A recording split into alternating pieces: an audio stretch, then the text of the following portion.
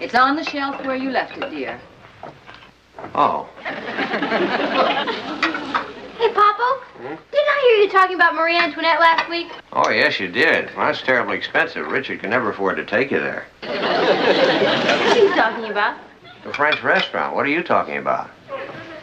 I'm talking about the Queen of France who lost her head in the basket. I'm glad you didn't bring that up before dinner. What about Marie Antoinette? Well, I have to write a term paper for history. Oh, yes, history. I think you got a C on your midterm in that, didn't you? Oh, what'd you say, Ma? I can't hear you. She said you got a C in history, didn't you? Heard her. Let me tell you something, young lady. If your next paper is not outstanding, there'll be no dating for 2 weeks. Papa. Well, I'm sorry, but with the kind of grades you've been getting, you'll never get into a decent college. Is it fair to penalize me just because I don't have a head for old dates? Do all right with young ones. Patty, perhaps if you thought of it as a boy's phone number, it might help you. Like Robert Fulton, 1807. Henry Hudson, 1609. Marie Antoinette, 1789. That's pretty good. I have a good head for phone numbers. Marie Antoinette, 1987. You have dialed the wrong number. I think you just phoned General de Gaulle. Meet Kathy, who lived most everywhere, from Zanzibar to Berkeley Square. But Patty's only seen the sights a girl can see from Brooklyn Heights. What a crazy pair. But they're cousins, identical cousins all the way. One pair of matching bookends, different as night and day. Where Kathy adores a minuet, The ballet russe and crepe Suzette. Our Patty loves her rock and roll, her hot dog makes her lose control. What a wild duet. Still they're cousins, identical cousins, and you'll find they laugh alike, they walk alike, at times they even talk alike. You can lose your mind when cousins are two of a kind.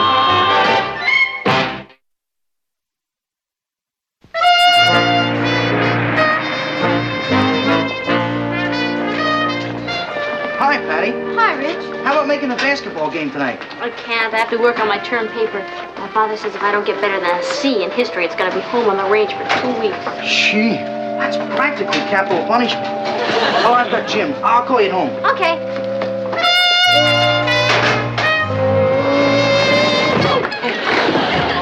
Gee, I'm sorry. I didn't see you. That's okay. Next time I'll put on my headlights. Did I hurt you? Not yet, but keep trying. That's yours. Thank you. Excuse me. Yeah? I think we got something a little mixed up here. That's yours, and this orange one is mine. And there you go. You know, you really ought to be more careful. You could hurt someone, including yourself. Goodbye. Patty. Hi, Ross. You bumped into the brain. Yeah, me with no collision insurance. What do you mean the brain? Well, his IQ's so high, you need an oxygen mask to measure it. You know the type that's always correcting the teacher? Oh, yeah. But what can you expect? He's a transfer from Boston. He's in my history class. History? And he's good at it? Is he? I think he knows more about history than Charlton Heston. Boy, he sounds like he's got real depth. Don't tell me you're interested. Oh, well, Roz, I feel it's our duty to make a newcomer feel welcome.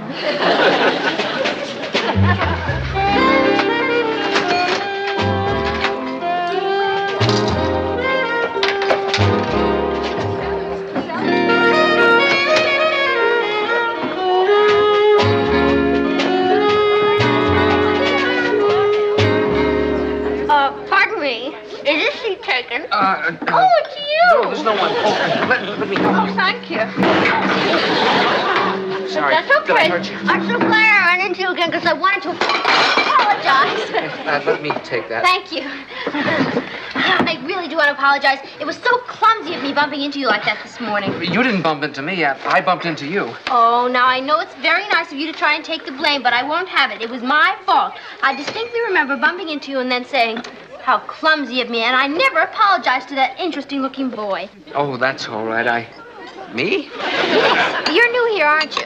Yeah, but I'm used to that. My father's a surgeon in the Army, so I've been in and out of lots of different schools. Oh, my, isn't that exciting? Did I get you? No, that's all right. I had something in my eye anyway. That kind of washed it out. I guess you could say you really dig grapefruit. It's very high in vitamin C, you know. You get 39 to 47 milligrams per 100 grams of grapefruit, which is 50% of your minimum daily requirement. Is that right? Most people don't know that. No, you've got a wealth of information. Well, I like to keep up on things, current events and so forth. So do I. Of course, my big hang-up is history. No kidding. History's my favorite subject. I'm going to major in it in college. Isn't that a coincidence? Except I have one problem. Oh? What's that? I can't seem to remember things. Oh. Maybe it's because it all happened so long ago. Well, that's what history is, you know. You know what my biggest problem is? Writing about history. I have to do a term paper this weekend. Oh, boy, am I having trouble with it. Well, listen, look, I'd be glad to help you. Oh, no. One thing I never do is allow anyone to write my term papers. I didn't mean I'd actually write it for you. Oh. But I'd be glad to discuss it with you and, kind of look over your outline. Oh, that's great, because my biggest problem is outlines. Anytime. How about tonight? Gee, sure. Well, that's great. I'm glad I bumped into you. I knew you'd be an interesting boy. Is there any salt on the table? Oh, yes, certainly. Thank you. Here. Oh, look what I did to your blouse. Oh, that's okay. I was going to throw it away anyway. And the skirt, too. Whole crummy outfit.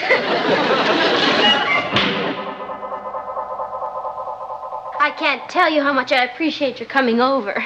Oh, no problem. I was glad to. Good. Shall we get started? Oh, well, sure. Now, here's the typewriter, and here's some typewriter paper. Do we need anything else? How about your outline? Outline? You said you made an outline for your paper. Oh, the outline. Yeah, I'll go get it. Patty, Yes, can I ask you a question? of course. Who's this fellow Richard I always see hanging around you? Richard? Yeah. Oh, Richard. Oh, he's just a friend of the family's. Oh, really? Yeah. I'll be right back.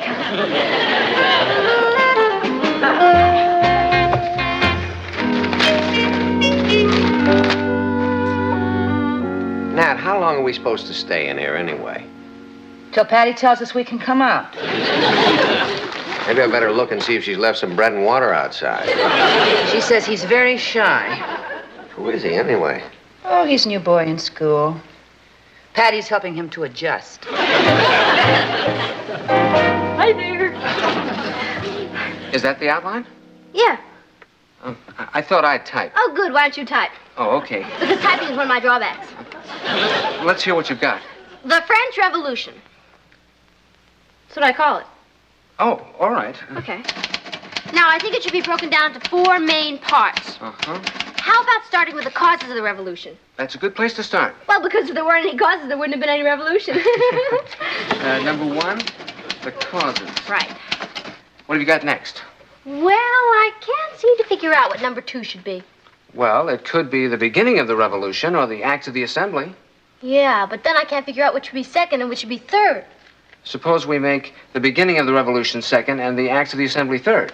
Very good. Put it down just the way I said it. Number 4. Number 4. You know, Henry, that's the most difficult decision of all. Well, it could be the formation of the National Assembly or the Reign of Terror. Either one's pretty good. Yeah, but that's what makes it so difficult to decide. I'll tell you what, put them both down. Well, there's the outline. It went much faster than I thought it would. Now all I have to do is, excuse me. Hi, Patty. Hi, Rich. Thought I'd stop in for a while. Good. My father's waiting for you in the den. Your father? Yeah, he's got the chessboard all set up. Papa, Richard's here to see you.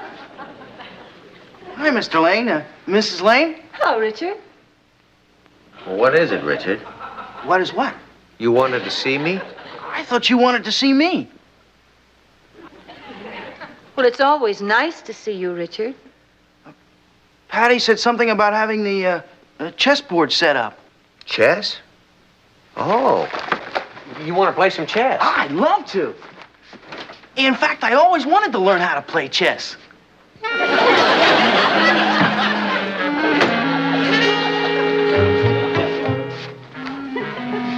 You do read, don't you?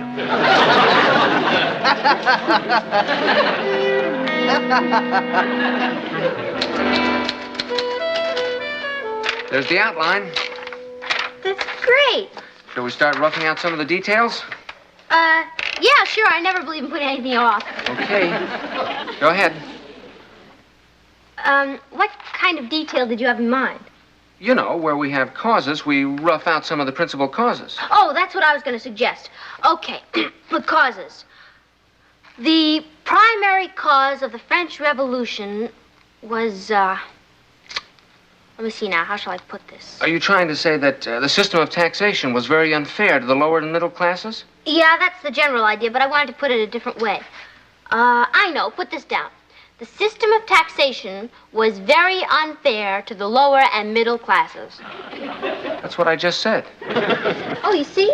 I guess that's why they say history repeats itself.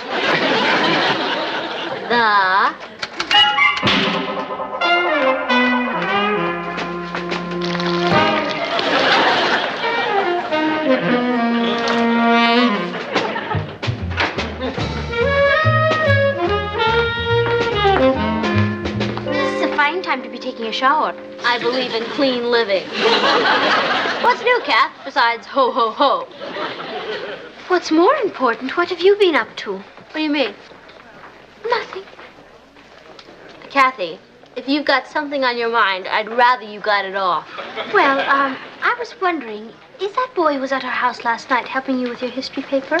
Whatever gave you that idea?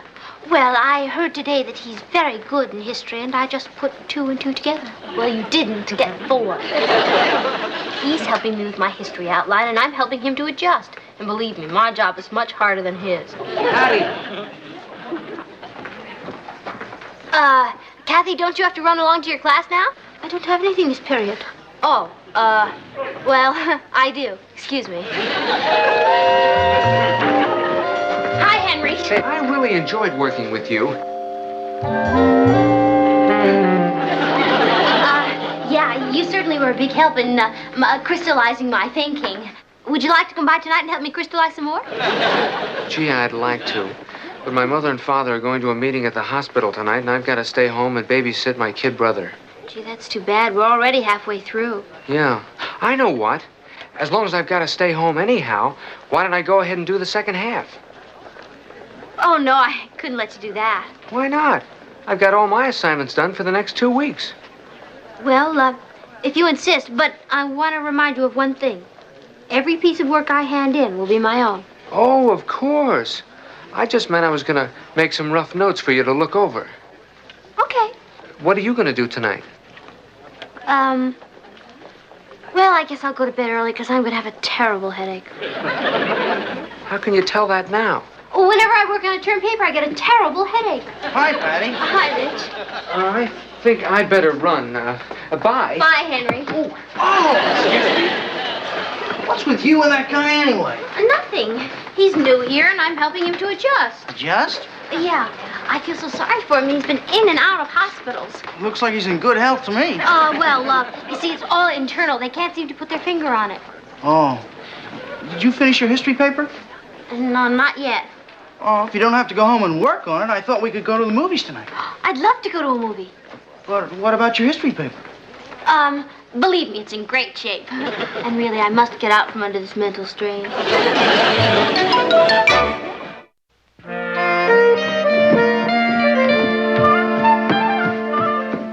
Be with you in a second.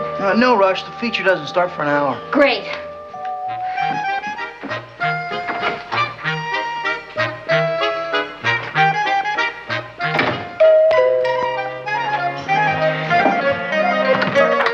Hi, Patty. Remember me? Henry. Oh, did you think I was Patty? Aren't you? Didn't she tell you? Who? Tell me what? That she has a cousin, Kathy. No. Oh, well, I'm Kathy, and I'm terribly sorry that I don't know where Patty is. And there's no point to be waiting around. But I've got her history paper all finished. Oh! Oh, well, you wait right there. I just remembered where Patty is. Who was that? Somebody for Kathy.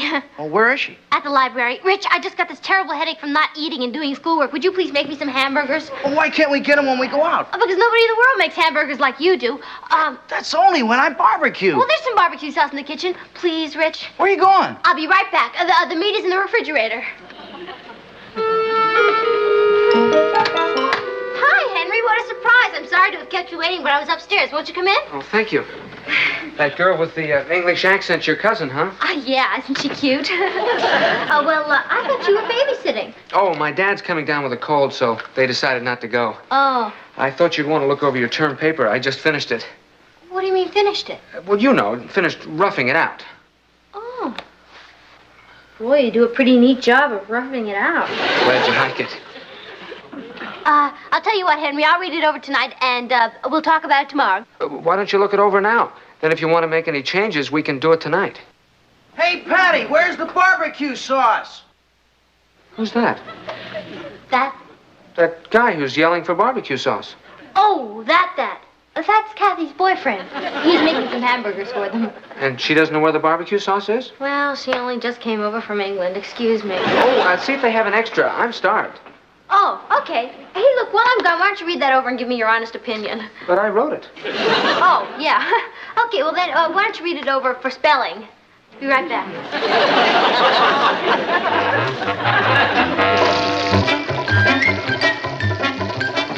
Here. How do they look? Oh, yummy. Look, I'm gonna leave that door closed because I don't want you to smoke up the house. Oh. Boy, that smells good. Henry, why don't you go out and get a couple of hamburgers? Why don't we eat with them? Oh, they only have enough for two. Come and get it! Oh, I better tell Kathy they're ready. Isn't she in there with him? Well, yeah, but she doesn't hear very well. Ever since she flew from England, the altitude, you know. I'll be right back. Here you are, Patty. Sit down and dig in. That's great. What's the matter? Need salt. Well, here. I like the salt in the living room better. Salt? In the living room?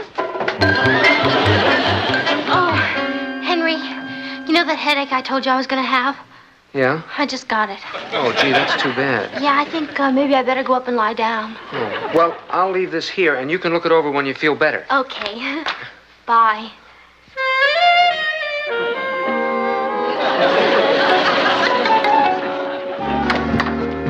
Oh, hello. Are there three of you? I beg your pardon. Who are you? I'm Kathy. I thought you were in the kitchen getting a hamburger. Oh, you must have me confused with Patty. I think I've got Patty confused with Patty. I know you. You're Henry, the boy who's been so ill. Huh? Patty told me about you. You've been in and out of so many hospitals. I do hope you're feeling better. I'm okay. Well, that's good. You'll have no trouble at all adjusting to Brooklyn Heights High, especially with Patty helping you. Patty is helping me? She said she made excellent progress with you last night. Oh, she did she?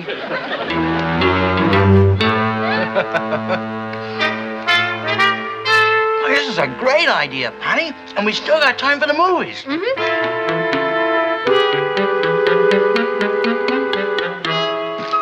Would you give Patty something for me? Certainly.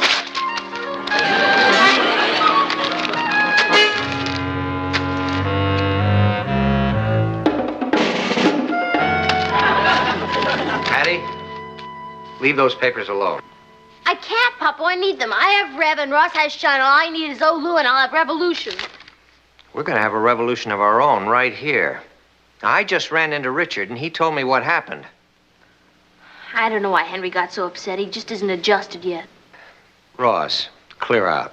Why? You let her listen when you're bawling me out. Ross. I'm going.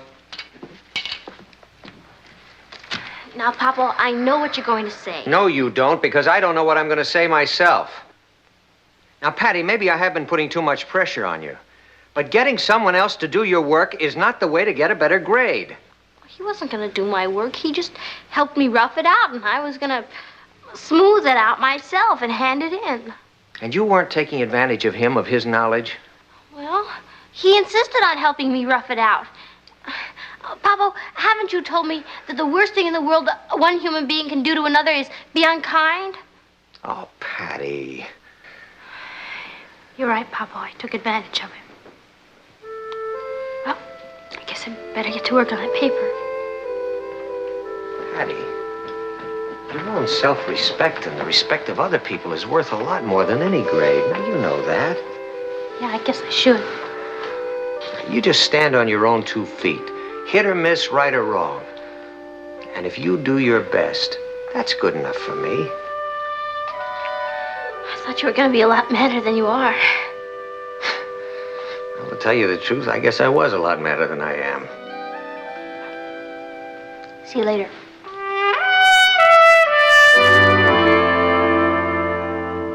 Oh, boy, if only I could remember those 5 main points. Let's see, the first one was, Patty, don't tense up. It will come to you. I just can't think. I'm so nervous. That movie didn't unwind me at all. What movie? You and Richard didn't see a movie. See how nervous I am? Patty, why don't you turn on the telly?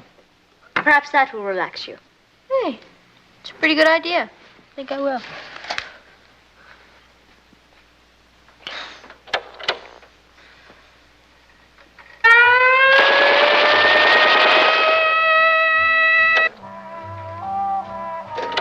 The people have decided, monsieur. You are to be taken to the guillotine. Well, what do you know? Oh, Kathy, do you have me that pad over there, please?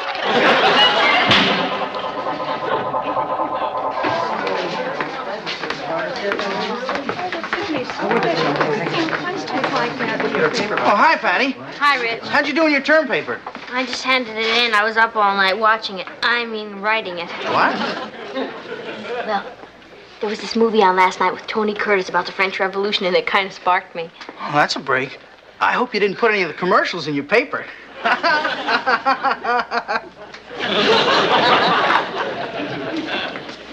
Oh, Patty. I wanted to apologize. That was a dumb thing I did, ripping up that paper. I'm sorry. That's okay, Henry. No, it isn't. You were depending on me, and, well, I went home and wrote the whole thing up again. You did? Yeah. Here. You can hand it in just the way it is. I'll see you around. Hey, how about that? Yeah, how about that? Hey, let me see that. Boy, this stuff reads pretty good. You know, Rich, if I had handed that in, it'd be a definite A. Mine's a possible C. I sure would like an A in history. Yeah. I know what my father would like. Hi, Mr. McDonald. Hi, Mr. McDonald. Where are you going with that? There's nobody in the room. I'll switch papers for you. No! Why not? Just let me think about it a minute. Patty, there isn't time. You gotta make up your mind right now. Richard, which would you rather do? Get an A in history or earn your father's respect? Are you kidding? You mean you'd rather get an A? Heck no, Patty. Thanks, Rich. You helped me make up my mind.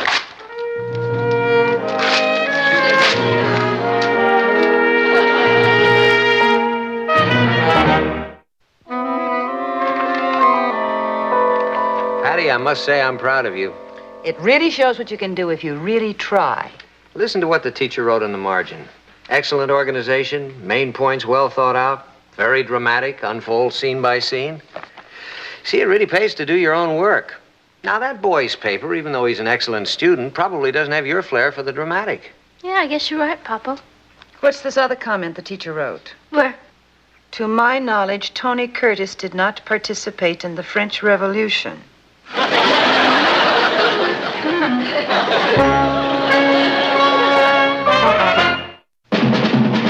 What a crazy pair, but they're cousins, identical cousins, and you'll find they laugh alike, they walk alike, at times they even talk alike. You can lose your mind when cousins are two of a kind. 4 cuddly creatures with that beautiful hair. Not the dog act, Richard, the singing group. Patty. Yeah. Do you suppose I might use the phone for a moment, Oh, dear? sure, Mom. I'll just say goodbye to Richard. Rich, I gotta hang up. My mother wants to use the phone. What do you mean, an excuse? I wouldn't use my mother as an excuse. And what? I am not expecting a call from Jerry. Jerry's dating Susan, anyway. He's not? When did that happen? When you've finished saying goodbye, let me know. No kidding. Who is he dating?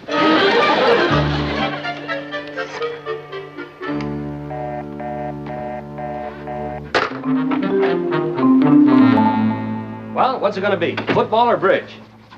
I don't know yet, Jim. I still haven't been able to get through to Natalie to find out if the Ralstons are coming tonight. You mean that your phone has actually been busy for over an hour? Yeah. Well, why don't you give it one more try before I have to give these tickets to somebody else? Well, I doubt if I'll get through. That's no attitude, Martin. Use a little positive thinking. Okay, I'm positive I won't get through, but I'll try anyway. Okay, Rich. Bye. Mom, I hung up. I can't believe it. You're not really off the phone. I wasn't on the phone that much today. Hello? Oh, hi, Joni. Joni, I can't talk to you now. My mother wants to use the phone. Hey, well, what did I tell you about Jerry not dating Susan anymore? I guess it's no use. Struck out again, huh? Well, now I know why it's so quiet when I get home. Everybody's exhausted from a full day on the phone. You know, I used to have that same problem with my family. Then one day I attached something to the phone, and nobody went near it since. A lock? A matched set of snarling police dogs. That's funny. Well, I guess I better be going. Gee, I'm sorry about you not coming to the game. Oh, don't feel sorry for me. I got a lot of sports at home. I mean, after all, I've got a house full of star athletes. You do? Sure, every one of them's an Olympic freestyle talking champion. Honestly, Ellen, you wouldn't believe the dress Linda had on. She looked like a kangaroo. Patty, Yeah, Mom? do you realize how long I've been trying to call your father to tell him the Ralstons are not coming? Well, you should have said something. I did, several times. Oh, look, I have to hang up now, Ellen, so I can't tell you about Linda's dress, but I mean, are you ready for polka dot sleeves? Tricia. Bye, Ellen.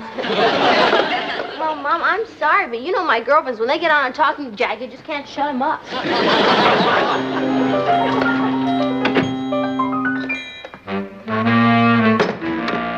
Natalie, put the phone down. Why, Martin? Now, I want to ask you a question. Just one question. Are the Ralstons coming here for bridge tonight? No. Do you mean then that I could have gone to that football game with Jim and you didn't call me? Well, Martin, and you couldn't get off of that phone long enough to let me get through to you? Natalie, I'm surprised that you'd be that inconsiderate.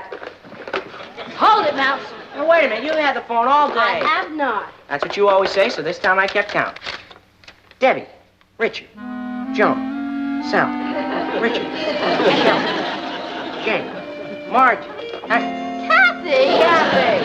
Come on. Hey, Cut it out, Kathy! Kathy. I've Come been on, waiting all that's day. great. You saying? You're always on the phone. Well, I hope you'll forgive me, honey, but if you don't, I take a size 15.5 noose.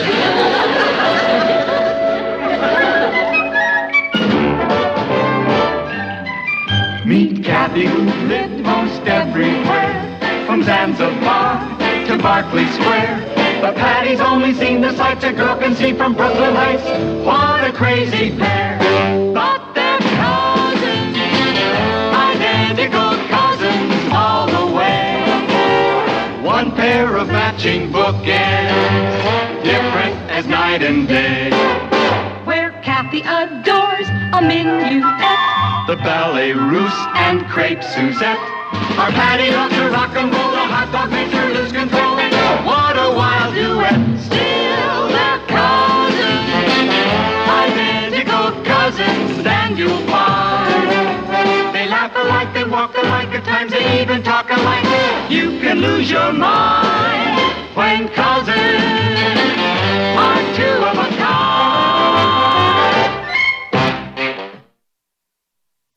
Well, yeah, Mr. Pastor's okay, but I'd rather have Miss Brandel any day for History 5. She doesn't give homework on weekends.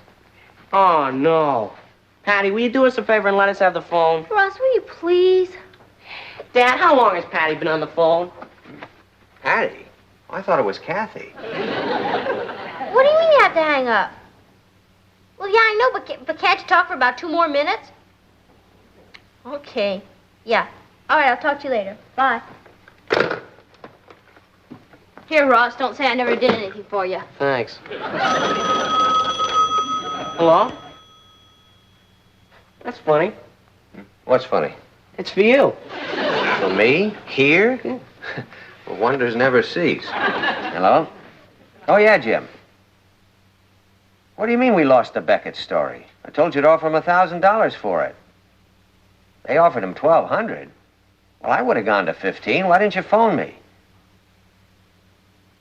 You tried? Yeah, Jim. No, I feel just as bad about it as you do. But believe me, Jim, this will never happen again. Thanks, Dad. No more calls, son. Why not? We have a little problem with this phone. No, there isn't. We've been using it all day. That's the problem. Oh. I'm going to solve it right now. Patty? Kathy? This may strike all of you as an odd question, but I'd appreciate an honest answer. Now, here's the question. How many real friends does each one of you have? What has that got to do with anything? Never mind. Just answer the question. Ross? Oh, that's easy. Eddie, Harold, Chuck, and Danny. All right, that's 4 for you. Kathy? Real friends. Oh, I'd say about 6. 6. Thank you, Kathy. Patty? Well, let's see now. There's Betty. She's really a great friend. Except you can't trust her. Oh, I know. There's Sally. She's the best friend in the whole world. She's really sincere and honest. Except she was flirting with Richard last week. I know. There's my greatest friend, Ellen Barton. That's Burton. Okay. Then there's Edith, Joanne, and Gladys, Patty. and Marilyn, Patty, and Joanne. Patty, I'm talking about true friends, people whom you are very fond of, who also like and respect you. How many? 2. Let's see now, among the 3 of you, that makes a total of 12 friends. All right, now here's the rule.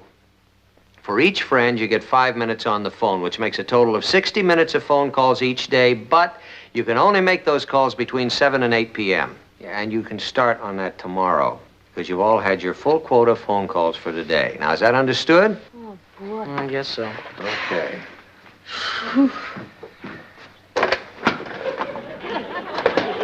Patty, what are you doing?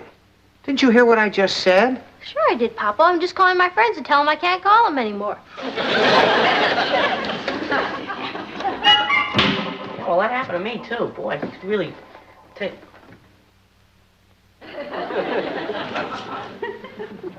Who are you going to call?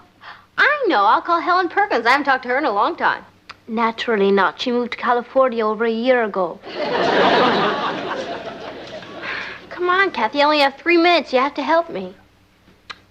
Patty, you saw all your friends at school today. Do you really have to use the phone tonight? Of course. I have 10 minutes coming to me, and I'm going to use them whether I have to talk to strangers. Patty, you gotta help me. It's a matter of life and death. What is it? Lend me one of your calls. Lend you one of my calls? Why? Well, I never get to talk to Danny. What happened? Well, I talked 5 minutes each with Eddie, Harold, and Chuck. Then I dialed information for Danny's number. So? So Dad counted that as my 4th and final phone call. What? Yeah, he's drunk with power. I think it's time for a revolution. Now, Ross, wait a minute. I know it doesn't quite seem fair, but after all, we did agree to Uncle Martin's system. Patty, it's Richard. Oh, okay. Kathy's right, Ross. This is a democracy, and we have to learn to abide by the rules. Otherwise, everybody'd be running around like a bunch of animals. Thanks, Papa. How do you like that? She's on Dad's side. She's been known to before. Yeah, I guess you're right. Yeah, it's one thing you can say about Patty. She's undependable. I wouldn't say that, Ross. Perhaps she's just looking at things more clearly now. Ross, you're absolutely right. It's time for a revolution. Huh? Well, what about the democracy routine? When Papa started limiting our outgoing calls, that was democracy. But when he started limiting our incoming calls, then it's time to muster our defenses and counterattack. Goodbye, Richard. Hi there. May I talk to you for a moment? So long as it's not by phone. What's on your mind? Papa, Kathy and Ross and I have been talking, and we've decided that this new phone system is a real hang-up. Oh, well, that's the object, honey, to get you kids to hang up. Hang up, that's pretty funny, Papa. That's a real gas. Hang up, hang up. Patty. Yeah. What do you want? Well, Kathy and Ross and I think that we have a better system. Oh, go ahead. Well, we'd like to get a phone of our own and pay for it out of our own allowances. Oh, that's a wonderful idea. Now, you don't have to answer yes or no right now. You just... You mean it's okay? As long as you're willing to pay the monthly bill yourself, certainly. Oh, thanks, Papa. Yeah, now, just one thing. What about the $20 deposit? A $20 deposit. Oh, well, a phone company requires a $20 deposit for security before they'll install a phone. Do you mean to tell me that the telephone company doesn't trust you enough to give you a phone without... They trust me. It's you they don't trust. See, and it's going to be your telephone. Well, you trust us, don't you, Papa? Of course. Will you lend us $20? I have a better idea. Why don't you earn the $20? You mean get a job? Patty, some of our best citizens have jobs. I mean, the President of the United States works for a living. Okay, Papa. First thing tomorrow morning, I'll get a job. And work for a living.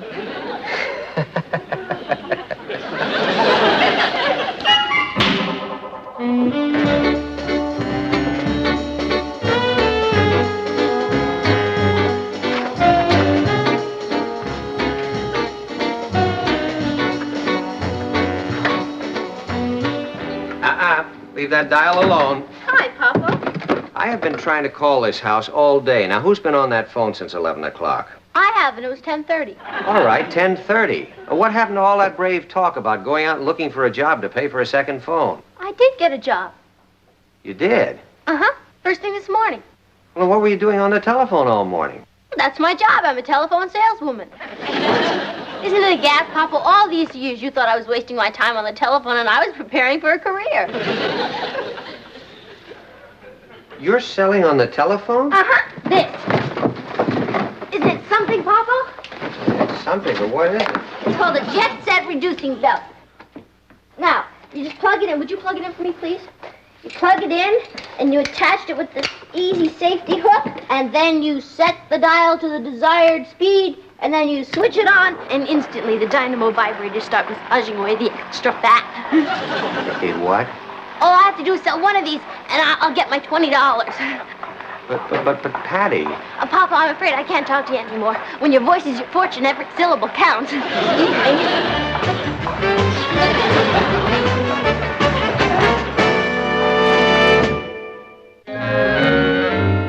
Hi, dear. Hello, Nat. You're looking at a man who's created a monster. Do you suppose that jet set reducing belt would work in my big fat mouth? Oh, I don't think it's that bad. Kathy's calling prospects from a payphone, and Ross is using the phone at Eddie's. These kids will put me in a basket. Of course, you could break down and pay for the phone yourself. Oh, no. If I did that, the next thing they talk me into is an answering service. Hello there, Mrs. Mallory. This is Patricia Lane. May I talk to you woman to woman for a moment? Well, thank you. Mrs. Mallory, as we go through life, growing up, getting married, having families, what is it we girls miss most? It's our girlish figures, isn't it, Mrs. Mallory? Well, my company has found a surefire way to bring back our girlish figures. It's called the Easy Way Jet Set Reducing Belt. You just tie... What, Mrs. Mallory? Oh, I see. You're underway. Well, that's too bad, Mrs. Mallory. You're missing a marvelous bargain.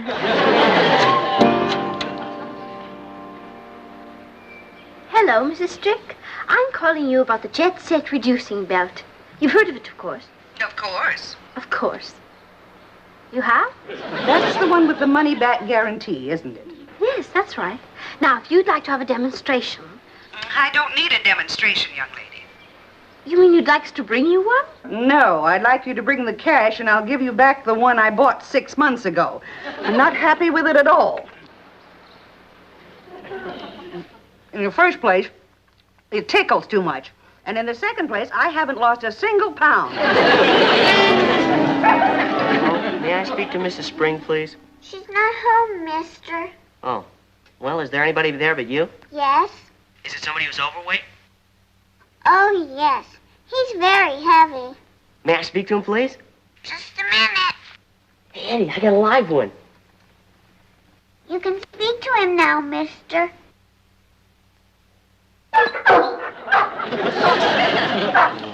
Smart Alec. You know, there ought to be a law against letting little kids use the phone. Hattie. Oh, hi, Cap. How you doing? Oh, I made 12 calls from 3 different pay booths. Any results? Oh, yes. I ran out of dimes. We better sell a belt soon or we're not even going to break even. 20 cents? I still have dozens of people on my list. Okay. Guess we may as well go whole hog. Poor little piggy.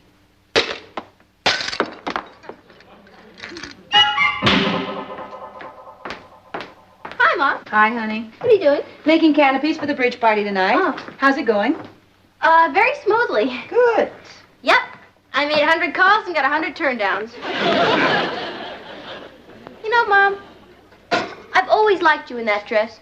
Why, thank you, dear. I mean, you really look beautiful in it. But I thought you were going to have it let out. I did have it let out. Oh, that's right. It's supposed to be tight around the waist. No, it's supposed to be loose around the waist. Of course. What am I thinking of? I'd say you were thinking of trying to con me into buying one of your reducing belts. 101. What do you suppose has happened to the Ralstons? I don't know. It's not like Jack and Harriet to be late. Not without calling. Oh, and they've had plenty of opportunity. I mean, nobody uses a phone around this house. Maybe you ought to call them. Well, if I can get Patty off the phone, that's like trying to separate a tigress from her cub. But, Madam, this is the greatest invention since the Turkish bath. It actually makes it fun to be overweight. Oh, I see. Well, thank you. Goodbye. Excuse me, Patty, I have to make a call. Is it a business call? What? Sorry, Papa. I lost my head. Hello? Yes, this is Patricia Lane. Oh, yes, Mrs. Simpson. I did leave a message. Well, I represent the Jet Set Reducing Belt, and I would like to give... You do? Oh. Well, yes, good luck to you, too. Goodbye. How do you like that? She sells reducing belts, too. Small world. Well, everybody's selling reducing belts. It'll be a small, skinny world. Only I could meet some nice, overweight lady face to face. Hello, Marty. Hi, Jack. Sorry we're late, but you know how long it takes women to dress. Especially me.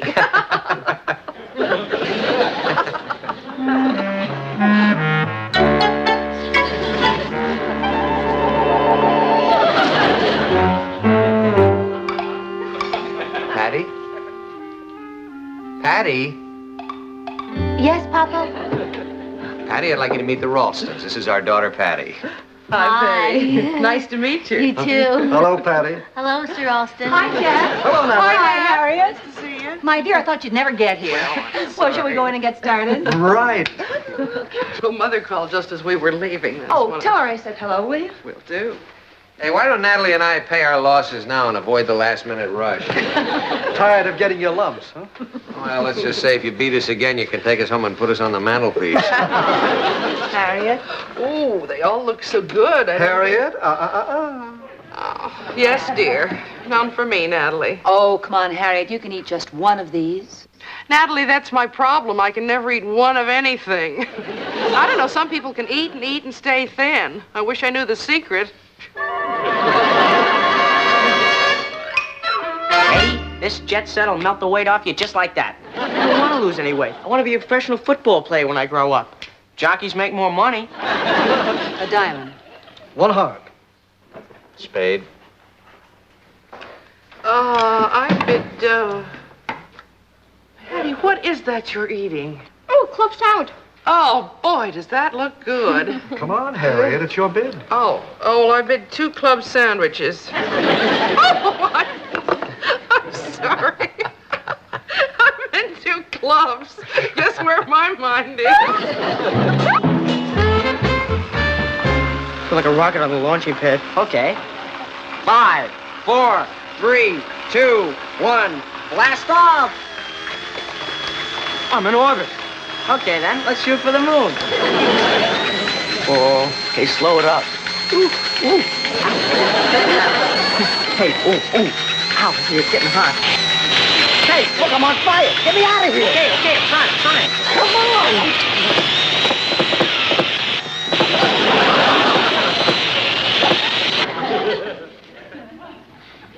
What happened? Oh, let's get the same problem you do. A screw loose. We'll go get a screwdriver and have him fixed in no time. Come on. I don't want to be skinny. It's too dangerous. Well, I think this little card... What's the matter, Harriet? Patty? Me? Certainly can put it away. Well, I have to have something to tide me over between dinner and my cookies and milk before bed. Well, how do you keep that figure? Well, I'd give $1 million to know your secret. Mrs. Ralston, if a certain person would let me, I could tell you my secret for a lot less than $1 million. Oh, thanks, Papa. Don't go away. I'll be right back.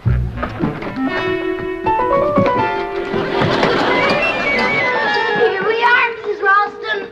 The Jet Set Reducing Belt. Is that your secret, Patty? Uh-huh. You merely attach it with this no-fuss jiffy hook, and then you dial the vibro massage for the desired massage strength, and you flip the switch, and instantly the dyno vibrator starts massaging away unwanted pounds. Well, how interesting. Now, if you wish to adjust the vibrator massage, you merely turn the dial from mild to medium, and then you can go about your daily household chores dynamically, scientifically, and pleasantly.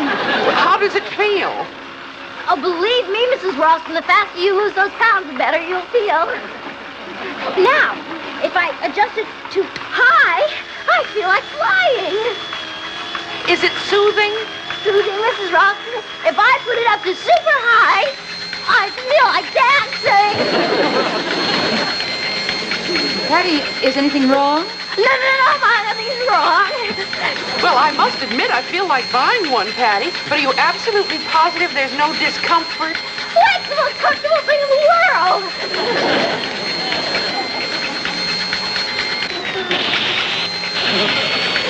Do you smell smoke? Yeah. I smell it, too. It's coming from the bell. No, don't panic. That's just the fat burning up. Hey, Patty, that thing needs fixing. Well, applause. Martin, do something. Patty, are you all right? Get that thing off you. Patty, now I know how desperate you are to make a sale, but you can use my phone anytime you want if you'll just promise never to put this thing on again. Okay. Besides, I really don't need the phone anyway. We can use this thing to send up smoke signals.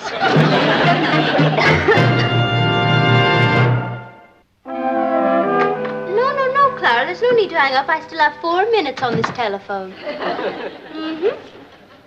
I know.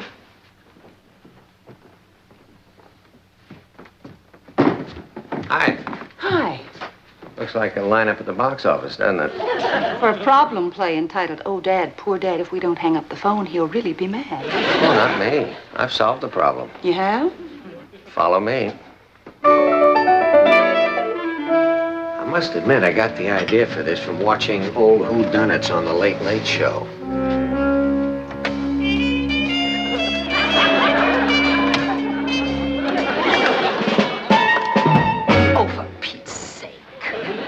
For Martin's sake. That's my own private phone for my own personal use. Nobody knows about it. It's only been in the house since this morning. And believe me... Excuse me. Hello? Hi, Rich. Yeah, I know the other phone is busy. Well, you know Ross and Kathy, when they start jabbering. Do you know who they got? Some lady in Colorado. Well, each had 15 minutes. Hello? Here's Kathy, who's lived most everywhere, from Zanzibar to Berkeley Square. The Patty's only seen the sights a girl can see from Brooklyn Heights. What a crazy pair, but they're cousins, identical cousins, and you'll find they laugh alike, they walk times they even talk alike. You can lose your mind when cousins are two. Let's see, I've got a wool sweater in case it's chilly, a summer suit in case it's warm, the umbrella's in the car in case it rains. Oh, Martin, I'm worried. Why? You're prepared for anything short of a monsoon. No, I mean about the kids.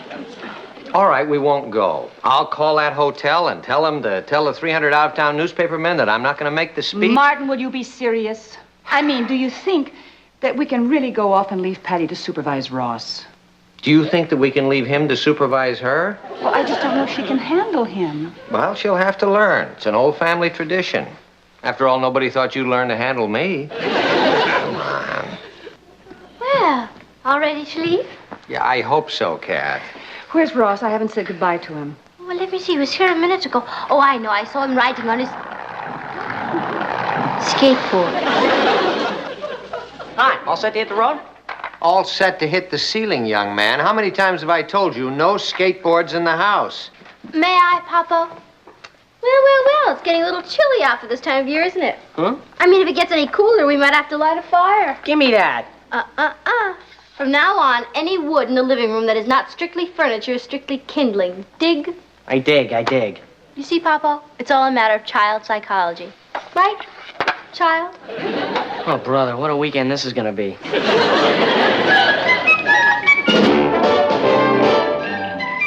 Meet Kathy, who lived most everywhere, from Zanzibar to Berkeley Square.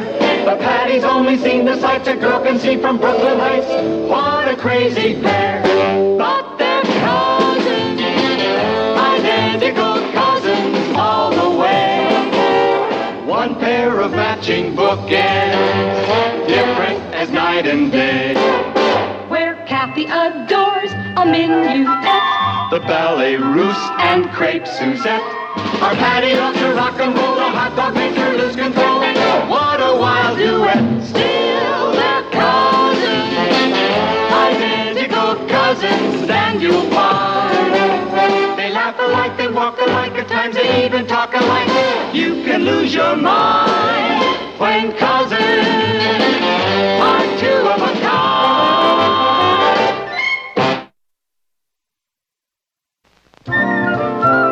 Don't forget to put the empties out for the milkman and leave the money for the newspaper boy in the letterbox. We will, Aunt Natalie. Have a nice trip.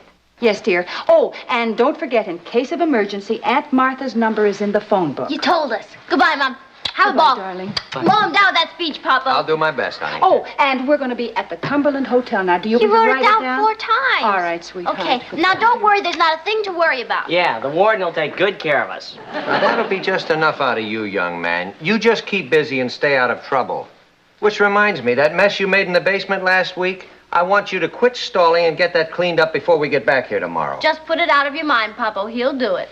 Oh, and one other thing, darling. I Natalie, forgot. please. Oh, all right. Goodbye. Bye. Have a Bye. nice night. Take care of yourself Drive now. carefully. Yeah, See ya. See, I told you Patty could handle Ross. She'll have him eating out of her hand. You mean out of her fist, don't you? She seemed awfully rough on him. Yes, dear. Come on, let's get in the car. I'm sure Patty will handle him with kid gloves. What are these for? Time to go underground, little mole. Huh? The mess in the basement you're supposed to clean up, remember? What's the rush? I've got all weekend. Now, you're not going to stall me like you do Mom and Papa. Get moving. Will you get off my back? Ross, I hate to pull rank, but if that job isn't done by this afternoon, there will be no dinner for you tonight. You mean you'd let me starve? Ross, I just had to put my foot down. But why on my neck? Look, Ross, if you expect me to slave over a hot stove all day, the least you can do is stop stalling and get to work. But I'm not stalling. I've got an appointment To do what? to play chess with a guy. So if you'll excuse me. Wait a minute. I mean, you invited somebody over here without telling me in advance? Why? So you could put him on the work squad too? Ross, you're pressing me. You really are. Okay, we'll let the basement go. For now. But one thing I'm going to insist on is that you clean up your room before you start playing. Are you kidding? And let Billy think I'm the maid around here? Hi, I got the chessboard all set up. Great, let's go. Yeah. Ross! Remember what I said about cleaning up your room? Ross, did you hear me? Ross!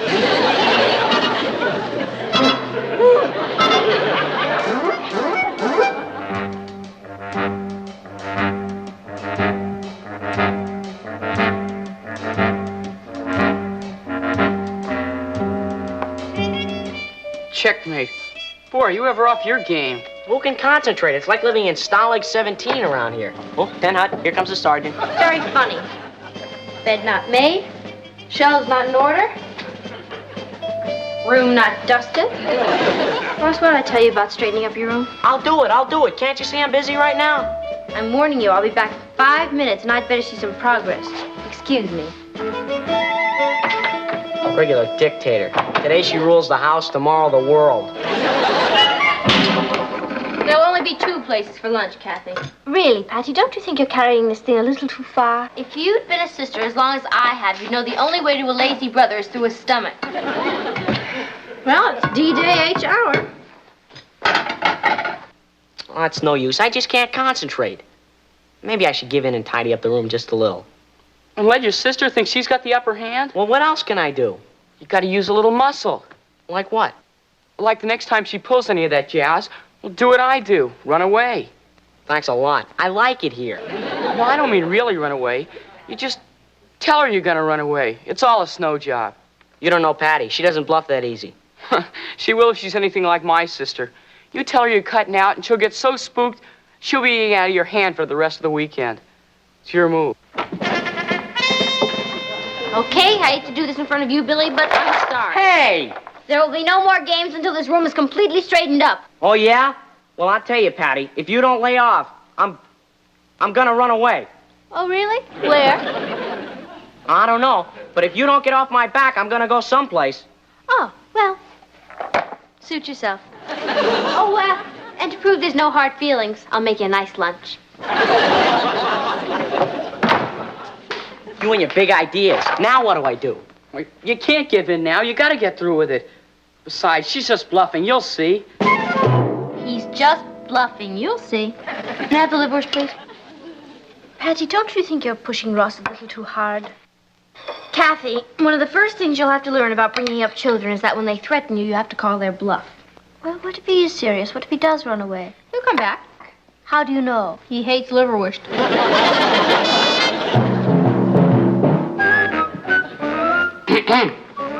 I'm going. Pardon? I'm running away. Oh. Goodbye. Well, nice meeting you, Patty. I gotta get going. Oh, yes, nice meeting you too, Billy. Look, why don't you come back in a few days? Maybe I can give you Ross's new address.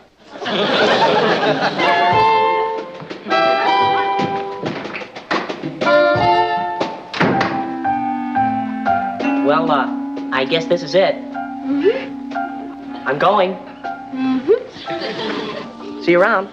Mm-hmm. Goodbye. Bye. See you around. You said that already. Yeah. Ross? Yeah? You forgot your sandwiches. Oh. Have a nice trip. Well, goodbye. Goodbye. See you around. How are we gonna start that again? Now, don't you worry, and good luck, and be sure to write once a week.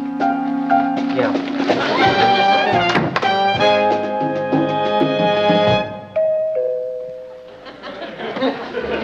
Oh, hi. Hey, I forgot a few things. Oh.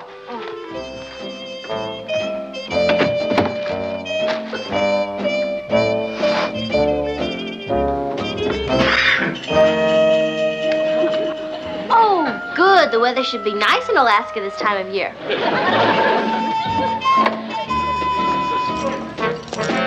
Oh, I'm so glad you're taking those. You might want to arrest a polar bear.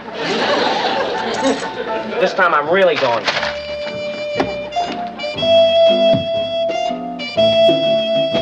I'm pretty sure I haven't forgotten anything. Well, if you have, we'll send it to you. Air freight. Happy skiing.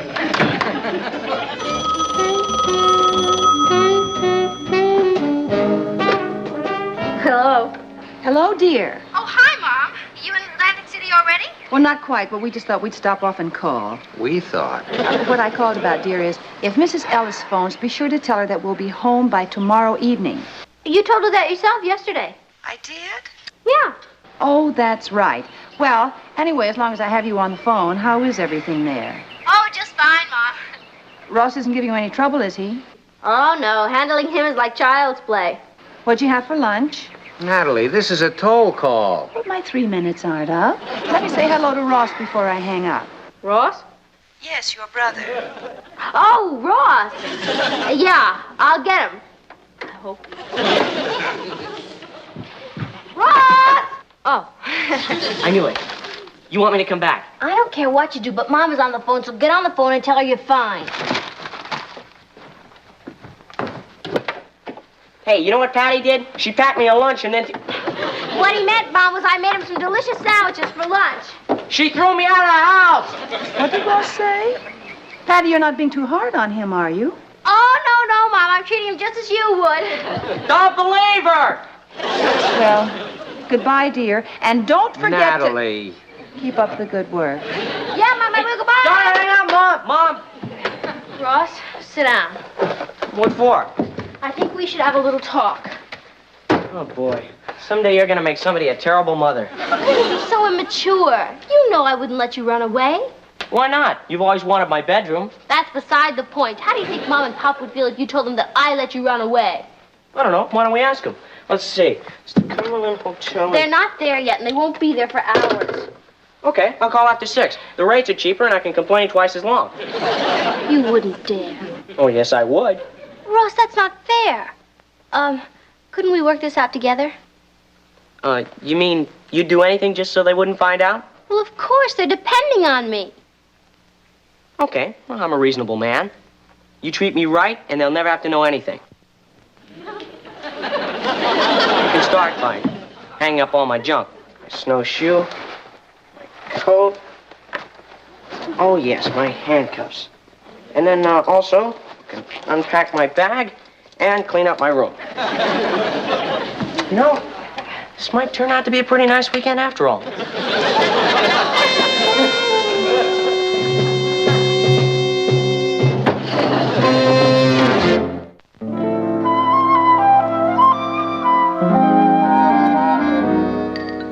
Good morning. Or should I say good afternoon? Please knock. Well, here you are. Breakfast in bed, just as you ordered. Let's see now. Toast, honey, jam. You forgot the peanut butter. Oh, I am sorry. I'll go get it. Hold it. What's this? Scrambled eggs. I hate scrambled eggs. But, No buts. Fry 'em. Ross, I am not going to Yeah? take longer than a minute to fry your eggs. And I'd like chocolate milk, not plain. Yes, dear. Will there be anything else? I'll let you know. That does it. Get your own breakfast. Okay, I will.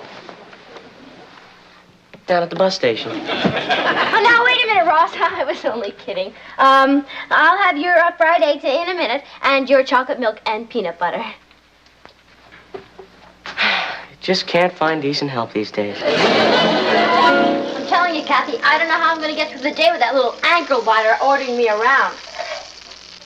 I don't think it's safe for me to go over to Laurie's and study. Are you sure you don't want me around for protection? I'm sure. There's no point in two of us living under the whip. Hey, let's get with those eggs. Let's have a little service around here. Why are you letting him blackmail you? Because I don't want to let the folks down. And you're afraid he'll run away again. That's right. And this time he'd stay just to spite me, the little fink. I'm sorry, Patty. It's ruining your whole weekend being chained to Ross like this. Yeah, it's one big drag. Hey, Kathy, that's it. Well, goodbye. Have a good time and tell Laurie I said hi.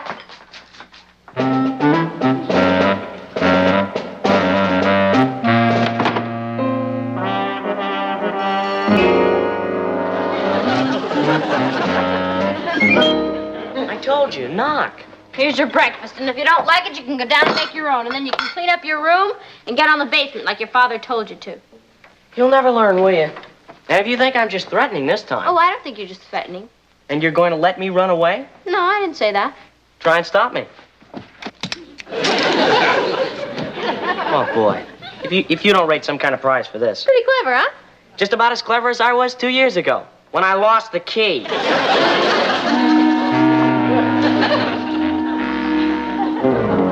Hello, is this the Eagle Locksmith? Oh, good. I wonder if you could make a house call. You see, I'm stuck...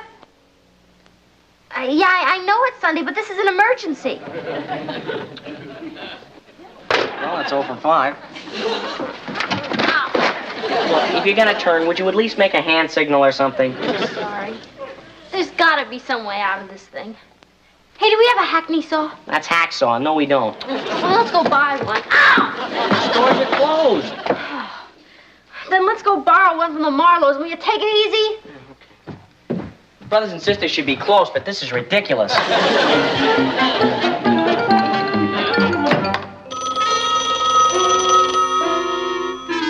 For inspiration, today's progressive journalist has only to look to the There's no answer.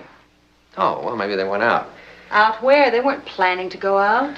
Then they made an unplanned trip. Today's progressive journalist has only to look to the dynamic founders of this great nation of ours. Nobody was home? Oh, don't worry about it, dear. They probably just went out to the market. Yeah, probably. Let's see. In the same way that our forefathers dedicated themselves to principle, regardless of personal consequence. You sure you had the right number? I think I should know my own phone number. I guess. We must dedicate and rededicate our efforts. Only in a decadent society is the pursuit of personal... See, why would they go to the market? You left plenty of food. Honey, will you stop worrying? Who's worried? Personal gain at all costs, so common as to be considered a run-of-the-mill attitude. You know, Natalie, I think you ought to call again just to make sure you got the right number. And I think you should concentrate on your speech. How can I concentrate when you're obviously so worried about the children?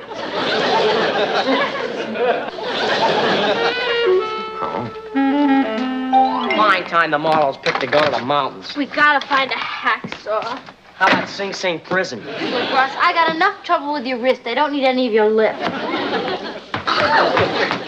are you going? Get a glass of water. Oh. You mind using the other hand? I'm not thirsty. Oh. Hello? Hello, dear. How are you? Oh, just fine, Mom, just fine. We're not fine. We're locked up. What's that? Nothing, Mom. What'd you say? Where were you? We called and there wasn't any answer. Oh, we were out. Yeah, looking for a saw. You were out looking for a saw? No, what he meant was we were out and we were looking and we finally saw what we were looking for. She's not telling the truth. What did Ross say? Nothing, Mom. You know what a put on he is. How'd the speech go? Oh, your father was a big hit. Here, I'll let you talk to him. Thanks. Hi, honey. How are you? How's everything going? Just fine, Papa. Ross isn't getting out of hand, is he? Oh, no. That's one thing he's not doing. Can I talk to him for a moment? Well, he's kind of tied up right now. Oh, has he done anything about that basement? Well, not really. Well, you tell him that if that isn't finished by the time we get home tonight, it's going to cost him a month's allowance. Oh, okay, I'll tell him. Bye, Papa. Bye. Tell me what?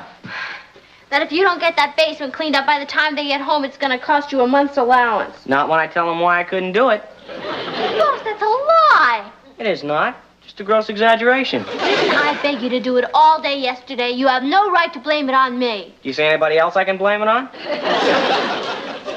Okay.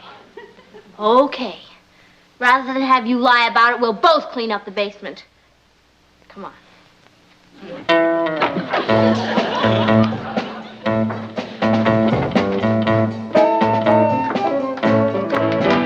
What a mess. Yeah, well, let's get started. Let's use our heads, huh? Yeah.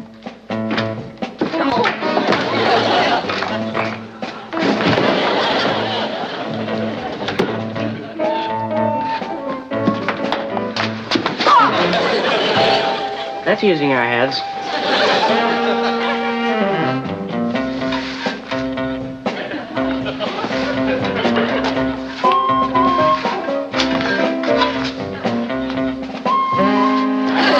We're not getting in any place like this. You think you can sweep better? Here, try.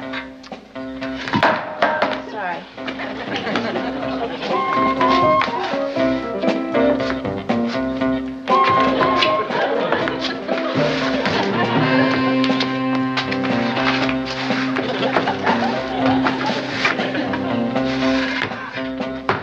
Well, won't just sit there. Give me a hand. Which one? Take the shovel out of your left hand. Yeah. Put it in your right hand. Very good. Now put your left hand on the broom. Now sweep.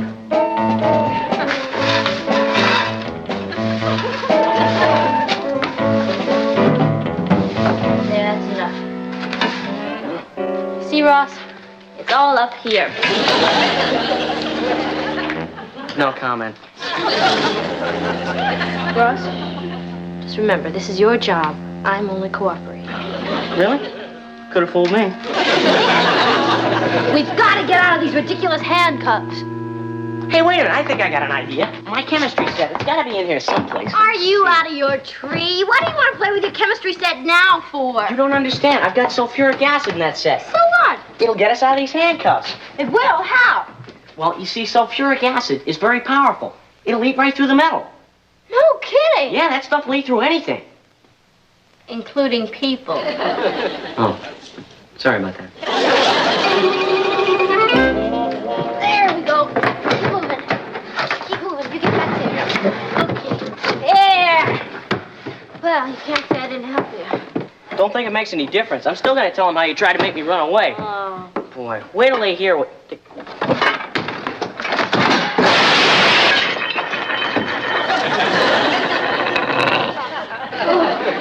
Oh, boy. You okay? By the time I get through paying for that, I'll have to file bankruptcy. It's not really your fault, Ross. I should have warned you that the thing wasn't steady. You're willing to take the rap? Why? Well, let's look at it this way. My allowance is bigger than yours, and I can afford it. You mean you do that for me after all I put you through? You know what you are, Patty? You're the greatest sister a guy could have.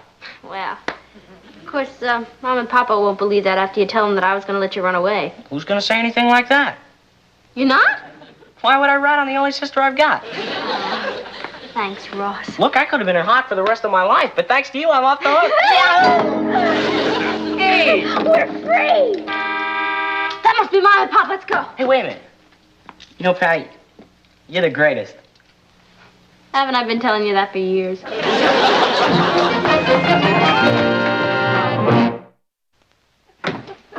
How many people were there? Oh, thousands. Literally thousands. Literally 300. Wow. So your speech was a gas, huh? Lots of applause? Well, I guess you might say I got a sitting ovation. I'm glad to see you two got along well. Oh, yeah. Ross wasn't any trouble at all. You see? I told you there was nothing to worry about. No? Yeah, you might say this weekend brought us a lot closer together, huh, Ross? Ross? No. Patty, I can't help it. I just gotta come clean. Ross. The truth is, I faked out. You know those dishes in the basement? Well, I broke them. All of them. Really? But don't worry, I'll pay for it. Every last cent. Ross, now you really... Patty, I did it. I'll take the rap.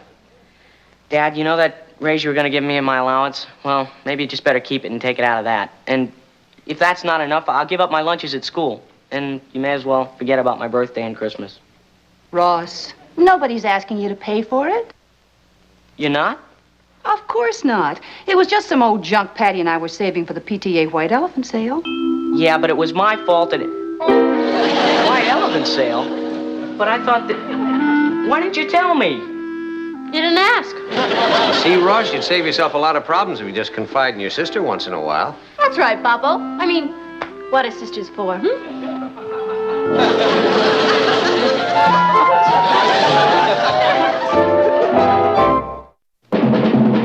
Here's Kathy, who's lived most everywhere, from Zanzibar to Berkeley Square. The Patty's only seen the sights of Broken Sea from Brooklyn Heights. What a crazy pair!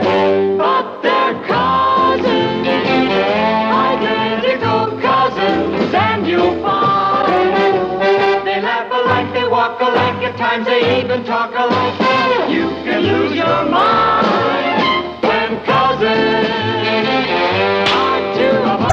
Kathy? How much were you planning to spend on Papa's birthday present? Well, I've saved up about $10. Why? Well, how would you like to pool your money with mine and we'll buy him a really great gift from his two girls? Well, how much do you have? Well, I was planning to spend $10 too. All right. But all I saved up was $5.50. In that case, Patty, I think I'll just go ahead and buy Uncle Martin a present on my own. He's done so much for me. Kathy, don't you think that's being a little selfish? Selfish? What difference does it make how much each of us puts in? If we can get a really great gift for Papa, isn't that what counts? If I had $100 and you only had a quarter, I'd go in with you. Hey, Patty, I'll go in with you. Yeah? How much do you have? $1.25.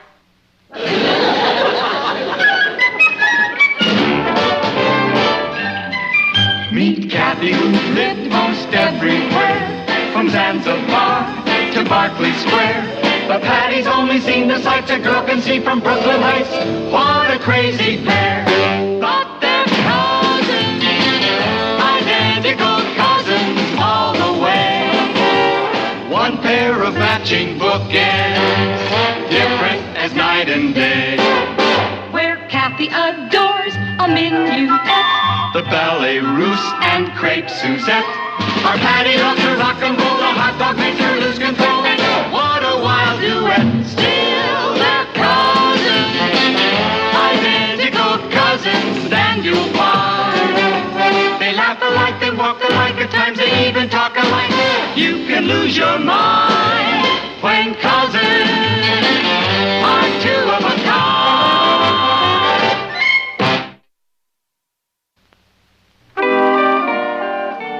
Some of the things in this catalog are ideal for Papa. What's so ideal about them? They're all under $5. Listen to this. A fluffy little dog that is really a transistor radio. You turn his nose to the right for volume control. You press in his eyes for AM, FM, and you zip open his stomach to change the batteries. What do you think? I think the ASPCA should be notified at once. Well, it's not easy to find something he doesn't have. I know, dear. Maybe it's time to open the hinting season. You feel him out to see what he wants? Good idea. Where is he, in the den? But he's working. It might not be a very good time to disturb him. That's okay. When I'm working, I love to be disturbed. Try to be subtle. Mom? You are looking at a walking web of cunning.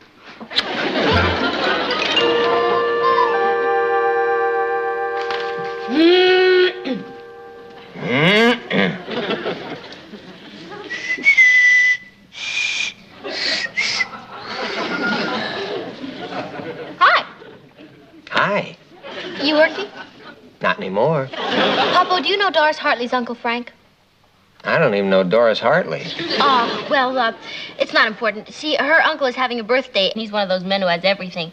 So, I told her I'd come up with a few suggestions, and I thought I'd get a man's point of view.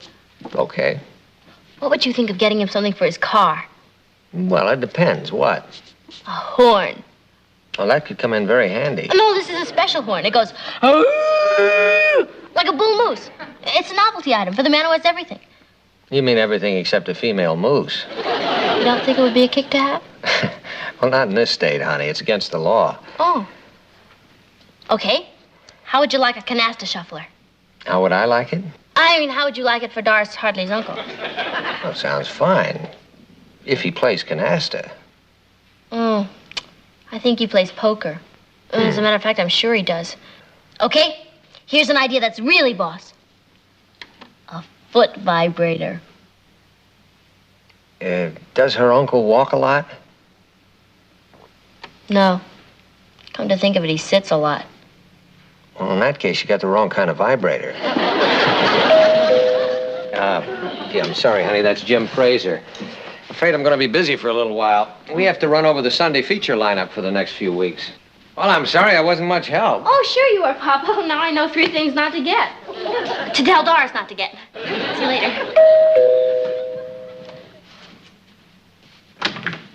Hi, Jim.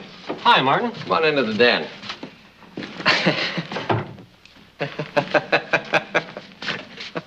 What's so funny? Oh, Patty. She's knocking herself out trying to figure out what I'd like for my birthday present.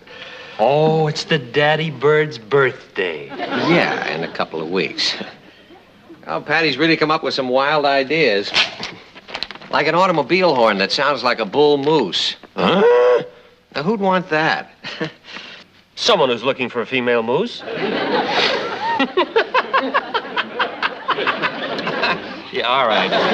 Here's the tentative schedule you asked me to rough out. I hate to see the kids spending their hard-earned money on me. I don't mind about my wife. That's my hard-earned money. Besides, you always get a lot of things you just don't use. Not if you're clever about it. What do you mean? Well, I always make a list, see? Then I leave it laying around somewhere where they'll run into it. Uh-huh. Last year, it took them about 10 minutes to get the idea. Where'd you leave the list? I pasted it to the bathroom mirror. Very clever. Yeah? Well, all I know is I didn't get stuck with a bull moose horn. Shall we get to work? Right. Hey, I think I got it figured out. The schedule? No. How to throw a hint to Patty without being too obvious. Now, let's see. Something nice and cheap. And then I'll just tear it out of the magazine and leave it around where she can find it, see? Now you're getting the idea. Hey, how about this? Why would I want a personal oxygen tank? Well, it says right there it's great for hangovers. Hey, well, I don't really think I need it, Jim. Besides, it's kind of expensive. Yeah, but if you only used it on the morning after New Year's Eve, it'd be worth it. Now, here's something. Swiss pocket knife. 8 different blades, including knife, fork, spoon, and leather punch. $3.95. Think it's worth it? At 50 cents a blade, it's perfect.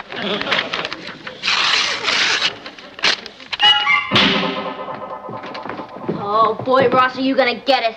What'd I do now? How many times has Papa told you not to tear things out of magazines? I didn't tear that out. Don't lie to me. I'm not lying. Wait a minute. This is a matter of life and death. Yeah? Why? Because I found this on Papa's desk, and if you didn't tear it out, that means he did. And if I can get him something for less than $5, I'm home free. Let me see. Swiss pocket knife. 8 different blades, including knife, fork, spoon, and leather punch. What would Papa want with this? To eat with, what do you think? And I suppose the leather punch is so he can make extra holes in his belt when he's through eating. Very funny. I guess it does seem like a pretty flaky gift for a grown man. Hey, wait a minute. You're looking at the wrong side. Telescopic rifle. Yeah, that's what Dad clipped the ad out for.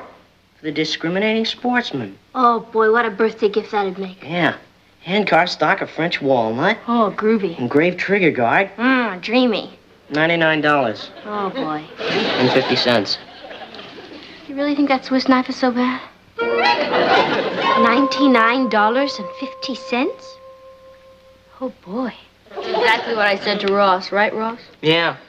All we could come up with was $6.30. It's just plain stupid. I don't think wanting to get your father a gift like this is stupid. Oh, Kathy, I knew you'd see it that way.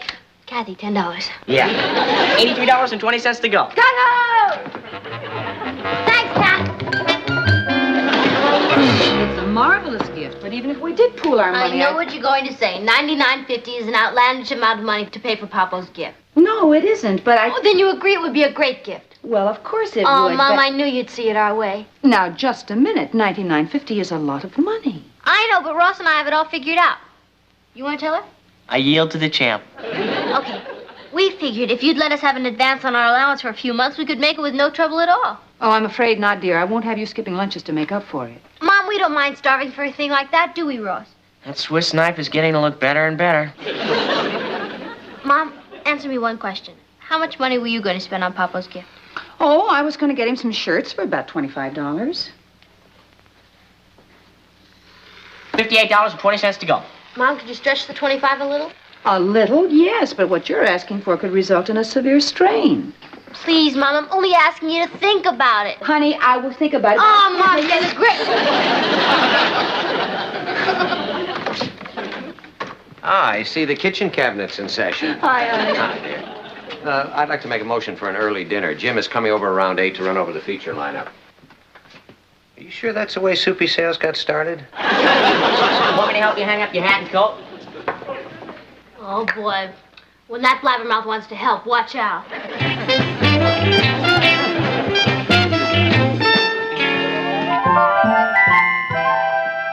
Ross, if you say one word... I didn't say what we were going to get him, just that we decided. Oh, what's the use? Now I suppose you're going to try and worm it out of us. Oh, I wouldn't dream of it.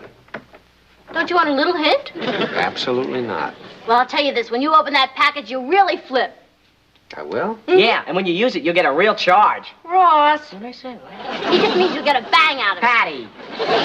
All right, you two, that's enough. You want to spoil the surprise? Dinner in 15 minutes, dear. Oh, good. I'm starved. Well, at least that birthday present will get you out of doors, which won't hurt you one bit. Out of doors? It can't be used inside? Well, I don't think the neighbors would approve if you started firing.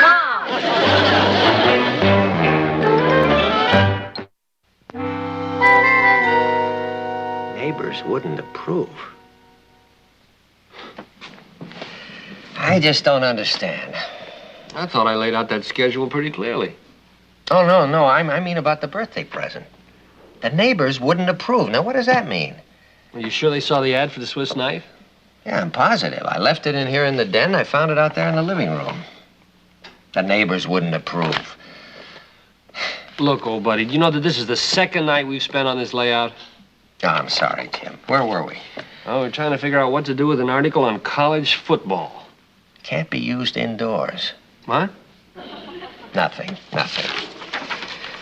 I don't understand why the neighbors wouldn't approve of a telescopic rifle. Uh-oh. They looked at the wrong side. Hand-carved stock of French walnut. What a beauty. Well, $99.50 it ought to be. What a family you got. You know, that's some sweet present. You must be kidding. I wouldn't dream of letting him spend that kind of money on me. Gotta put a stop to this right now. Mom, you promised me buy him the rifle. I said I'd think it over. You see, the trouble is, honey, I don't have enough in the household money, and if I take it out of the joint account, he might ask me about it. Tell him you bought a hat. Patty, we're trying to do something nice for your father, not demoralize him. What about my morale and Kathy's and even Ross? If we don't get him that rifle, we'll all be shattered. I know how I can do it. How? I bought a coat just last week. It still has the tags on it. I'll return it. Oh, Mom, I knew you'd come through. And you know when you'll get your reward? On Papa's birthday, when you see that look on his face.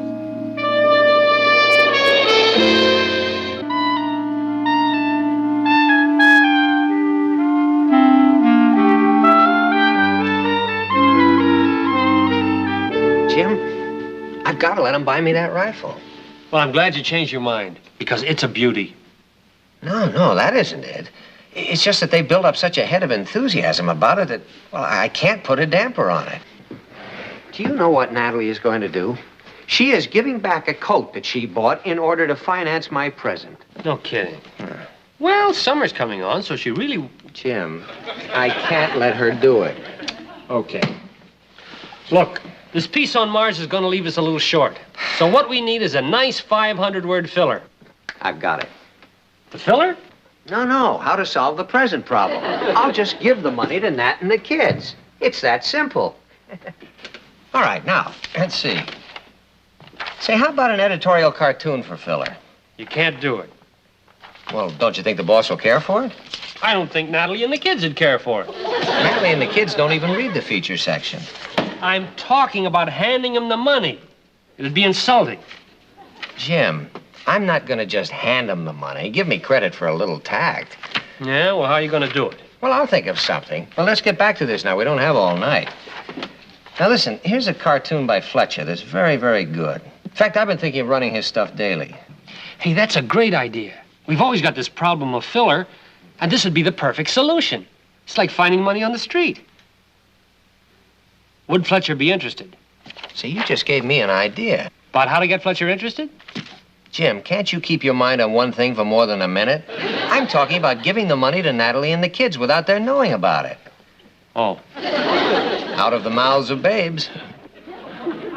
And newspaper men.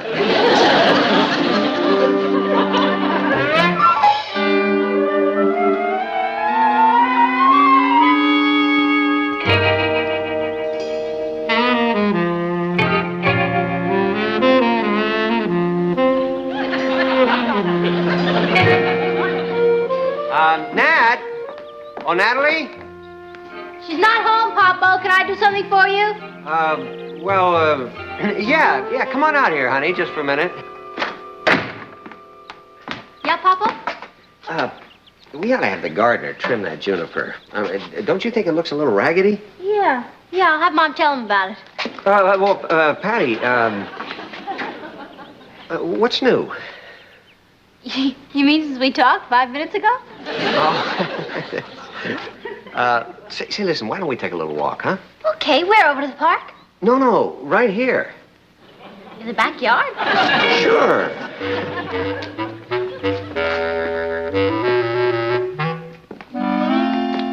You know, it's very pleasant out here, isn't it? Yeah. Nice day. Yeah?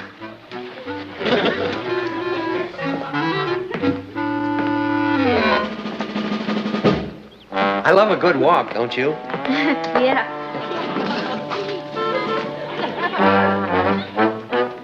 Papa, can you keep a secret? Well, of course. We're breaking out of this place tonight. Say, have you smelled those flowers? Have you ever smelled them? Yeah, they're wonderful. Oh, but I mean recently. Well, come to think of it. Oh, no, not those, honey. I meant those, the little one down there. Oh, those? Mm-hmm. Yeah, they smell great. What's that? What? That. Oh, those dumb kids next door are always throwing their candy wrappers. Oh, no, wait. Honey, I don't think that's a candy wrapper. No, it's probably some kind of money. Oh, is that what it is? 2 $50 bills. Papa, is it real? Oh, well, I'll tell you, this one is real. And so's this one. Hey, talk about pennies from heaven, Patty. You found a jackpot right here on Earth. Congratulations. You don't mean I can keep this? Well, why not? I mean, finders keepers, you know. Papa, you're not serious. I'm not? This money has to be turned into the police. Well, no, wait a minute. Do you remember that editorial you wrote last month? Which one? The one about cheaters who keep lost things instead of turning them into the police. Oh, well, yeah, of course. You're absolutely right, and I'm going to take this to the police station myself right now. No, Patty, don't do that. I mean, I'll turn it in.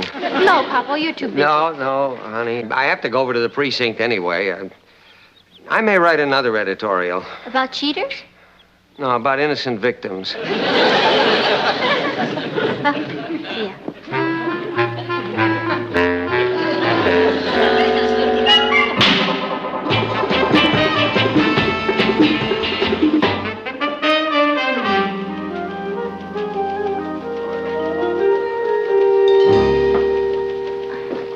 Hello.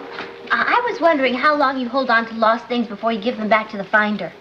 Well, that depends on what it is. Some things we hold for 3 months. 3 months? Yeah, things like bicycles. Oh, well, this isn't a bicycle. This is cash. Oh, that's different. Yeah? Cash we hold 6 months. Well, there goes my mother's coat. What?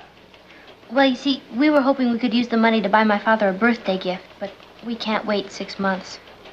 Now, let's get some of the details. Now, how much was it and who found it? $100, but my father turned it in a couple of days ago. Oh, that's different. Oh. What's his name? Lane, Lane. Martin Lane. Lane. I don't see it here. Oh, well, maybe he turned it in another precinct. Wouldn't matter. This is a citywide lost and found list. Oh. Well, maybe he turned it in anonymously, you know, like in a plain white envelope. In that case, we'd have a record of the $100 having been turned in. Sergeant, my father said he turned in that money, and either your list is wrong Or what? or I refuse to say anything on the grounds that it might incriminate me.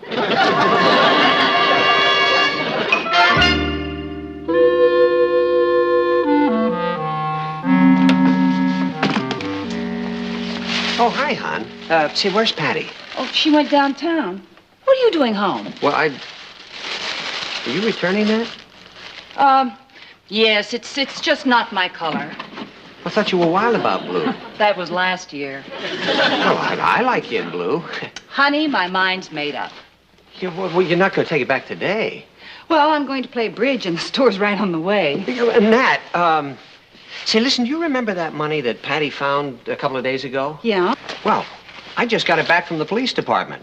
Nobody claimed it. Is that right? Yeah, how about that? You really like me in blue. Oh, yeah. That's good enough for me. Since I'm going to the bridge game anyway, I might just as well wear it. Why not?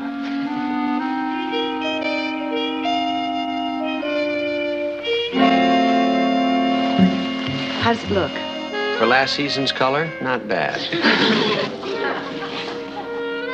What's that for? The police department.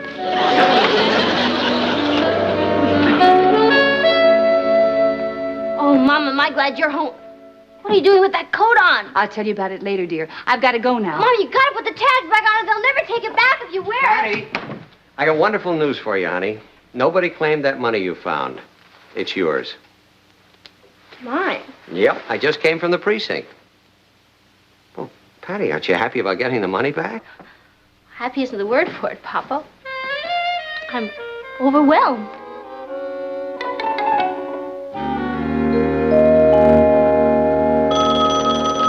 Hello? Oh, hi, Jim. No, not yet, but I think they're going to give it to me right now. Listen, thank you very much for giving me that gun case to go with it. That was very generous of you. Well, why don't you come over in about a half an hour and you can see it then?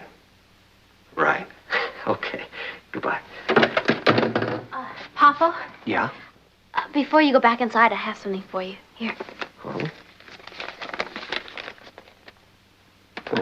I know why you did all this, Papa. You do? Because you're so anxious for me to have all the things I want. But honestly, Papa, those things don't mean as much to me as other things. Patty, what are you talking about? I went down to the police station yesterday and they told me you didn't return that money. Oh. Well, Patty... No, you don't have to explain, Papa.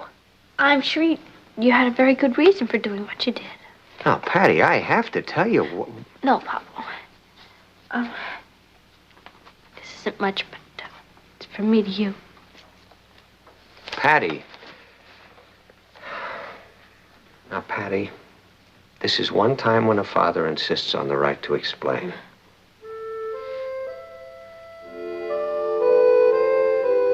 Papa, I'm so embarrassed. I didn't know it was your money. I don't know what to say. There's no need to say anything, honey. You just gave me the best birthday present I could wish for. A knife? Well, that's not what I mean. You gave me the kind of a birthday present that every father longs for. You see, honey, parents knock themselves out trying to raise their kids in a way that they think is right. But nobody has a secret formula. You do the best you can. You try by example, by teaching, by love. And then you just hope. You hope that one day all of those talks about right and wrong will sink in. But if one day your daughter trusts you the way you trusted me, even though you thought I was doing wrong, you get the greatest gift of all. Thank you, Patty.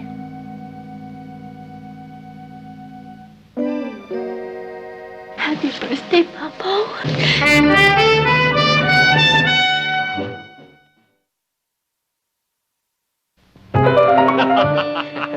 That's pretty funny. Well, what did Patty say when you explained that the money was really yours? Well, I'm not sure, but I think she was a little disappointed. Well, it must be a rude shock to discover that your father wouldn't steal for you. Hey, guess what she gave me? I'm afraid to. You mean? Yeah. Does it really have a knife, fork, spoon, and leather punch? Oh, no, that's the deluxe model. That is a knife, fork, spoon, and a pizza cutter.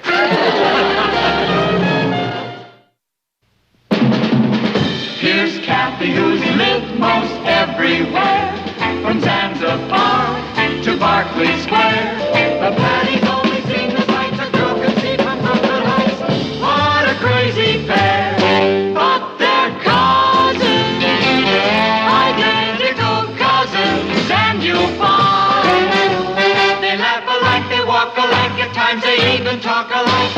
You can lose your mind when cousins are two of a kind.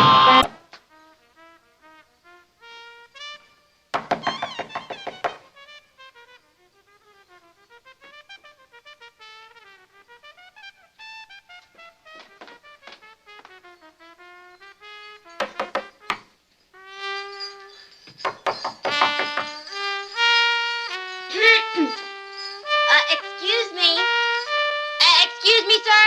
May I come in? That depends. You come to bug me about the gas bill? No. The electric bill? No. Can't be the phone. They already turned that off. May I have just a few moments of your time? Oh, is that all? Come on in. Time-wise, I'm loaded. Well, thank you. My name is Patty Lane, and I'm conducting a survey of consumer preferences for the Regal Research Institute. You dig my gizmo? Yeah, very nice. A chick I know gave it to me. Mona Moon. That's her over there. Oh, she's lovely. Yeah, she sang up a storm, that Mona. Whew. Really? Well, about the survey. What survey? Consumer preferences. You see, one of my company's clients is a beverage company, and we want to know which of these bottles appeals to you most. Bottles? Yes. Which one do you like best? Well, that sort of depends upon what's in them. Oh, well, you see, right now they're empty, but which one do you dig the most? Well, I got to level with you, sis. Empty bottles just don't turn me on. Oh, please. Well, for every answer I get, they give me 50 cents. Crazy. Yeah. Well? Well, let me see here.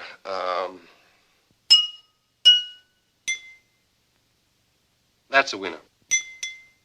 Bottle number 3. Now, why do you like bottle number 3 best? Are you putting me on? No. Don't you hear that crazy F sharp? Crazy F.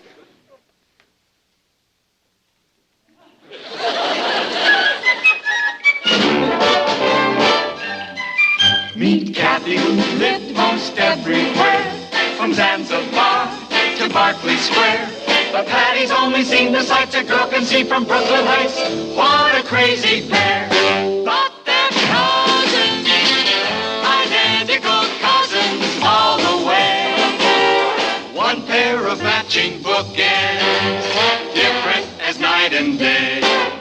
Where Kathy adores a minuet, The ballet russe and crepe Suzette. Our Patty loves to rock and roll, the hot dog makes her lose control. What a wild duet, still they're cousins, identical cousins, and you'll find they laugh alike, they walk alike, at times they even talk alike. You can lose your mind when cousins are two of a kind.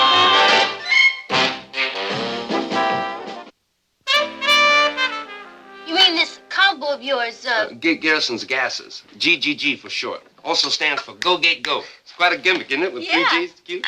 Yeah. I don't know why it never caught on. Your combo hasn't had a job in 3 months. Huh? No, not since little old Mona found another groove and bailed out. Oh, I see. When Mona left, something dear went out of your life, huh? Yeah, employment. That's terrible, Mr. Garrison. Don't call me Gate. Come on. Oh, thank you. I mean, it's awful for a talented artist like you to be living in a garret like this. You know what, Mr. Gate? You need someone to take care of you. Yeah, that's what I kept telling Mona. Well, what did she say? Yeah, she stood in the doorway there. She laid a big baby blues on me and said, "Flake off, Charlie." Chick really had soul. Mr. Garrison, could you spare a moment of your valuable time? Uh-oh. Who's that? The lady of the land. Who? Landlady, Madam Scrooge. Don't go away. You growled? Mr. Garrison, your rent is now 9 weeks overdue. Well, time do fly, don't it? No, Mr. Garrison. Ma'am, look, if you just wait till my ship comes in. Oh, I've heard that before. Boy, have I heard it. But, ma'am, see, if we get this booking I'm expecting, I'll lay the bread on you, honest now. By next Saturday, Mr. Garrison, or Outsville. Outsville? Hey, you're here. That's cute, ain't it? Just remember what I said, Mr. Garrison. Yes, ma'am, the bread, like Saturday. Not like Saturday. Saturday. Ma'am, you heard about this war on poverty we're having? What about it? Why are you fighting on the wrong side?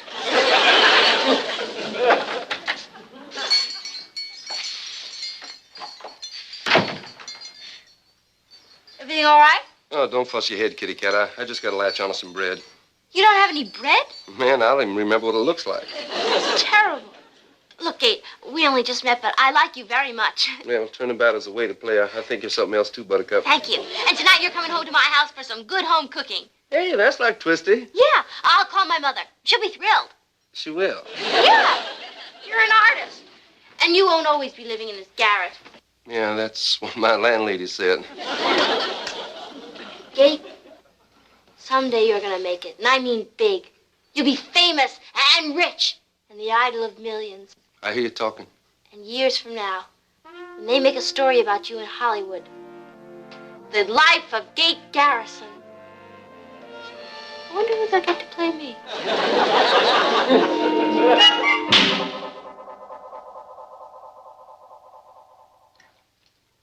I want to try some more steak, Kate. I'm crazy. This steak is a bear for fair, ma'am. No, it's sirloin. Oh, you mean you like it? Oh, yes, ma'am. This is tough. It is? Oh, I'm sorry. Mom, tough means great. The argot of jazz is very interesting, isn't it? Oh, yeah. Oh, yeah. The, what of jazz? You know, the language. You musicians have a picturesque way of talking. We do?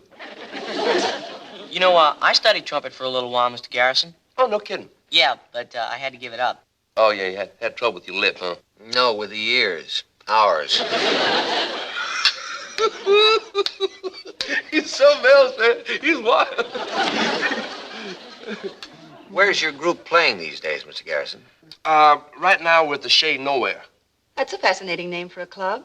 Mom, what Mr. Garrison means is the combo isn't playing any place. Yeah, but everything will be groovy as soon as my ship comes in. Oh, I'm sure it will, Mr. Garrison. Martin, I had your pin reset. Oh, that looks very charming. It was an anniversary gift from my husband. Isn't it pretty? Yes, ma'am. That's a boss piece of candy. Candy? Is that musician slang for jewelry? No, that's pokey talk. Pokey? Jail. I picked it up from my roomie when I was in the stockade of Fort Bragg. Oh, Papa was in the army, too. Yeah. Well, shall we let the ladies clear? Oh, no, Chief. Come on, let me help. Hey, are you all right? It's my back. It's doing its thing again. Oh, Mr. Garrison, does it hurt a lot? Well, it's only when I move, really. Well, Papa, what should we do? Well, I don't know. Anyway, let's just try to make him comfortable. Could you sit down? No. Just let me be. It'll pass. Well, isn't there anything we can do?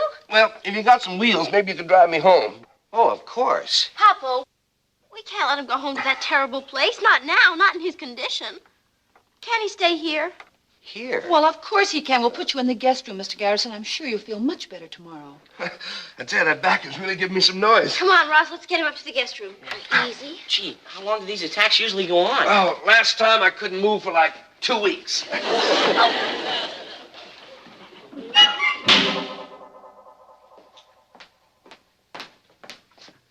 Yeah, greetings, ladies.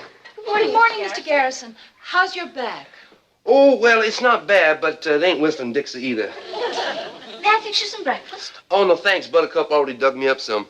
I see she also dug you some wardrobe. Oh, yeah, well, she figured my threads needed pressing. These are the pop cats. Yes, I know.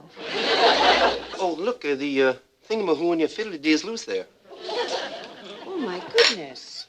Oh, I'll have to get the safety catch repaired. Yeah, you better do that right away. You might lose it. Oh, that'd be terrible. It has great sentimental value. Oh, yeah, diamonds always do. What's taking place in the pot over there? Beef stew? Oh, beef stew is a groove. I love it. Kathy, would you peel some potatoes, please, dear? Certainly, Aunt Natalie, as soon as I finish the dishes. Oh, hey, listen, peeling potatoes happens to be one of my licks. Let me. Oh, no, I'll do it. What, and get the leavings on you? Are you sure you know how? Me, man? Woo! I'm a real kitchen cat, Daddy. Listen, I told you, remember I was in the stockade in the Army? Well, man, they laid KP on me night and day and night, evenings and twilight time, too, and some of the afternoons. And, man, I'll tell you something. When I was finally sprung out of there, you know that mess sergeant cat? He finally asked me back for a return engagement. Hey, look at that. Oh, never mind, Mr. Garrison. My husband loves potato balls. Oh, that's good. Kathy, let's get a broom and sweep up, dear. Oh, let me. Oh, no. Let Kathy. Oh. Hey, where are you?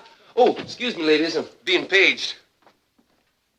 Hey, Buttercup. Hi. I brought your trumpet. Oh, bless you. Oh, have I missed you, baby? And I brought some other things for you, too. Oh, groovy.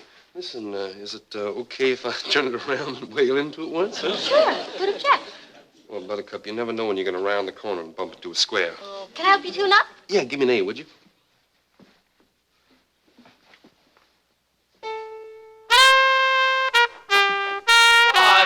How many times have I told you not to play that thing when I'm working? Gee, I'm sorry. I thought that, Greetings, Chief. Good morning, Garrison. Well, I brought us trumpet so we could practice. That's a strange-looking trumpet case. Well, I brought some clothes, too, so you'd be more comfortable. I see. Oh, yeah, but don't worry about it, Chief. I mean, as soon as my ship comes in, I cut out. This ship of yours, how do you know it isn't lost at sea? Boy, you're something else. You got a funny papa cat for a daddy bird. Were you planning to do any practicing? No, I never practice. Oh, good. No, I just blow a few riffs once a day for about an hour or so. Garrison, listen, I've got to write an editorial now. Would you mind riffling a little later?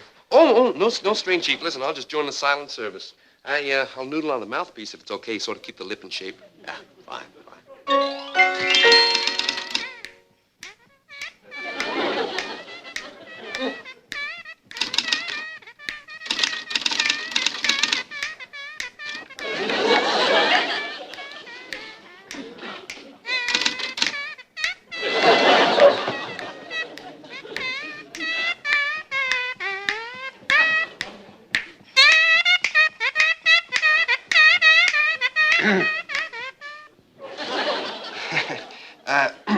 Just noodling, Chief.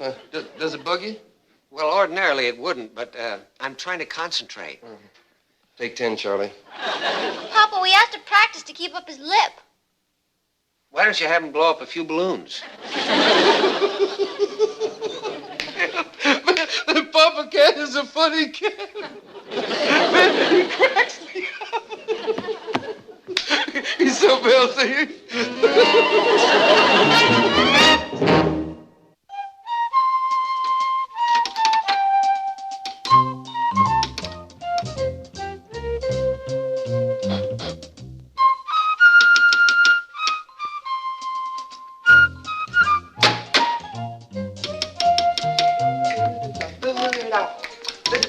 Hey, what's happening, Chief?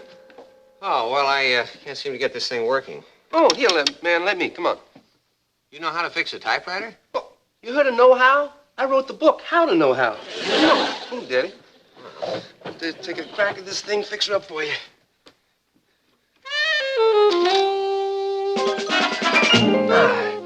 Okay, all clear, Chief. Give it a shot. Wow. Thank you, Garrison. Okay.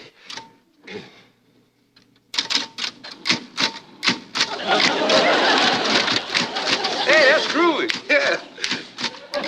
But it's spooky, too. Yeah. You want me to take another crack at it, Chief? No, thank you very much, but I think I'll use a pencil. Oh, you want me to, sharpen it? No. There's just one thing you could do for me. Yeah, what's that, Chief? Pull the plug.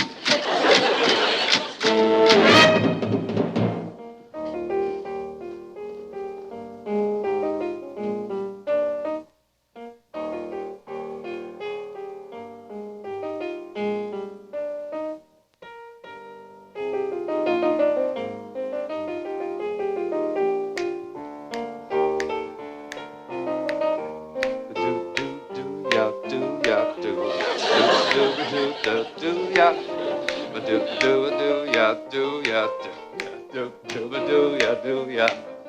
Dwee do ba do ba do ba do ba da da ba da ba ba do do do do. Dwee dwee ba do ba do ba do do do be do be do. Ba do do ba do ba da ba do do ba do ya do be do do. Hey, Cousin Cat, you know you blow a mean piano. You see, Cat? And you didn't think you could play jazz.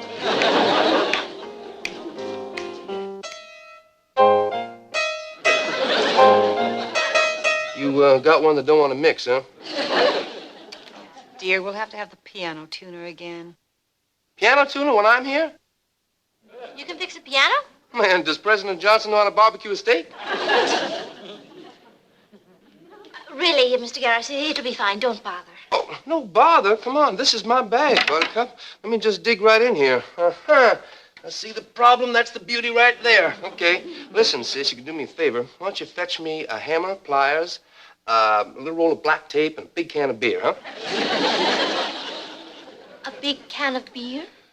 Yeah, well, this is thirst-making work, you know. Oh. I'll just dig right in here. Ah, there we go. Okay, Cousin Cat, take it away. Whale, it's all yours.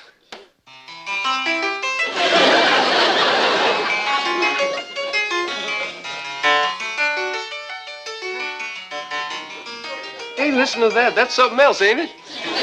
Yes? But what? What happened to the piano? Oh, ain't that a gas? Huh? I gotta find out how I did that, man. I could make a lot of sick pianos real well. Hi, Mama. You're home early? Oh, and with wonderful news. Garrison, your ship finally came in.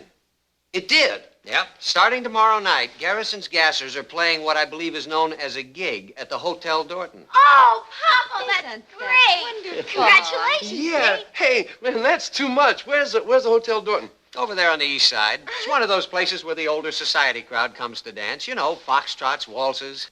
Foxtrots and waltzes, huh? Show tunes. Man, I'm sorry. I'm gonna have to lose that scene before I make it. What do you mean, lose it? I'm sorry. You'll have to cancel the booking. Why? Well, Buttercup, Gate Garrison's Gases don't dig that Mickey Mouse jazz. You know, we're like cool. Gate, it's a job. Buttercup, I'd rather sit in with that cat with the champagne than the bubbles. Look, you're all heart, Chief, and it ain't your fault because you don't understand Gate Garrison's boys, but when we come on, we like go. Look, thanks anyway, Chief. They like go, huh? Well, that's just what Garrison's going to do right now. Papa, you have to respect his integrity. Patty, I was on the phone all day landing that job for him. I had to make him sound like a combination of Benny Goodman, Peter Duchin, and Leonard Bernstein. Well, he's an artist. He has to follow his star. And he can, right out the front door.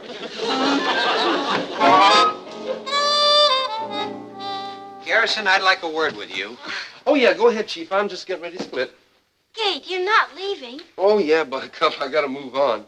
Yeah, Chief? Well, Oh, where will you go? Oh, down Subway, probably. You know, vamp a little till something comes along. The subway? That's terrible. Oh, no, it's not so bad. No, I'll find me one of them old-fashioned streetcars. You know, the ones you can really stretch out on those long seats. You were saying, Chief? No, never mind. It doesn't really matter now. Gate, you can't sleep in the subway, not with your bad back. Are you kidding? Buttercup, my back is just fine. Just fine. Are you sure? Oh, yeah. Oh, yeah. Oh! Oh, no. Papa, you can't let him leave. Not like that. No. Obviously, somebody up there wants him right here.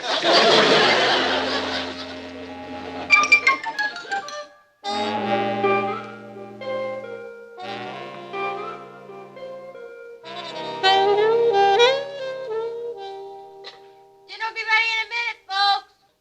Good. Hey, where's Garrison? It's not like him to miss a meal. Oh, he said he had to go out for a while. Well, that's a step in the right direction. What are you looking for? Nothing. You've been poking around this room. What is it, a one-woman treasure hunt?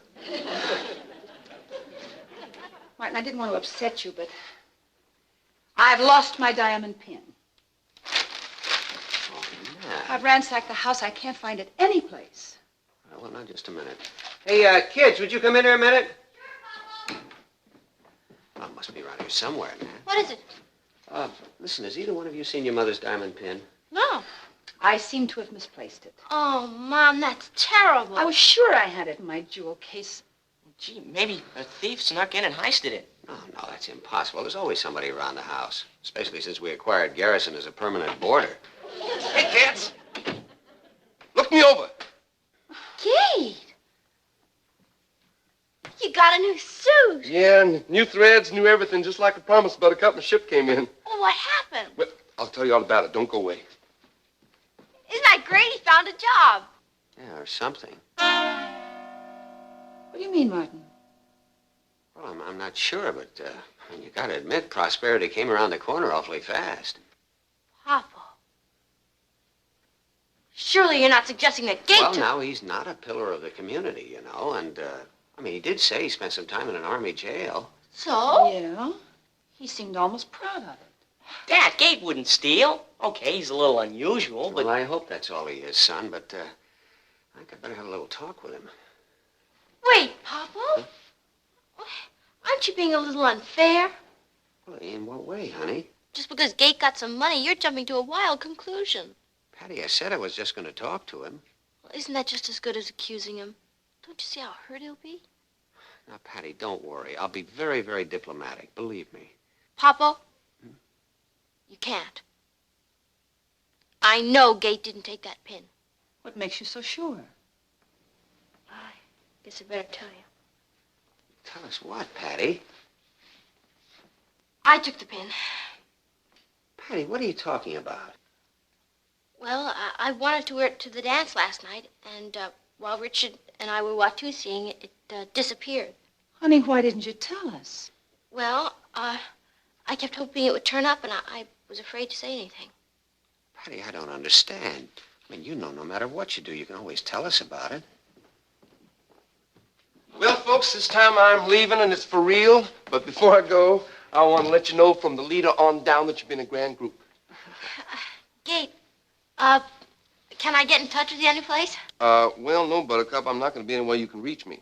Oh, well, you won't keep in touch with us, will you? Well, not for a long, long while, but I hope I can come back and pay back you cats for everything. You wouldn't like to pay us back before you leave, would you? Huh? Nothing. Oh, hey, what's the matter with me? I got something for the mama cat. For me? Oh, yeah, it's that bobble bubble the chief gave you. I found it in my room just now when I was packing. You found it in your room? Yeah, it must have dropped off when you were cleaning up. You better get that safety catch fixed on it right away. Oh, yes, I will. Did I say something strange? Not at all. And we're very grateful to you. Especially me. Gate, can I ask you a question? Buttercup, you could ask for the moon. I'd give it a good try. Well, why can't you tell us where you're going to be? Well, I'm going to be on board ship for the next year. On board ship? Oh, yeah, me and the combo got booked for a year's cruise in the SS Vagabond. You know, one of them cruise jobs? You mean all this time you've been talking about a real ship? Oh, yeah, me and the skipper are old buddies, and he booked me and the combo there for a whole year's cruise. It's gas. Oh, that's out of this world. No, just around it. Yeah, I'm going to miss you, civilian, especially you, Buttercup. Thanks, Gate. I'll get you a taxi, and Ross, get his bag. Oh, no, let me. No!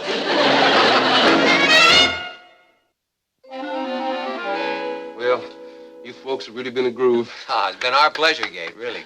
Your cab's here. Oh, crazy. Well, take care, cats. Bye. Gate, just before you go, I wonder if I could ask you a rather impertinent question. Well, sure, why not, Chief? Well, now, you remember you told us that you spent some time in an Army stockade. What were you in for, if you don't mind answering? Well, no, it was really a gas, man. See, I had this little combo on the base, you know, Garrison's Grenadiers. Always with the 3 Gs, see. Anyway, so one night this Eagle Cat comes in. Eagle Cat? Colonel. Oh. Hey, you catching on, babe. Oh, thank you. Okay. Yeah. So, anyway, they're having a party for the big brass, you know. So the Eagle Cat comes up to me, and he wants me to play Happy Birthday. And you wouldn't? Right. So he looks at me like this, and he says, Garrison, that's a direct order. You know, just like that. And you still refused? Because of your integrity. Because we didn't know it. Happy. Well, listen, you know, Garrison's boys don't play that icky jive anyway. When we come on, we go. a lot better right now, so take care, you cats. Later. Bye, Kate. Have a good trip. Don't get seasick. He's something else.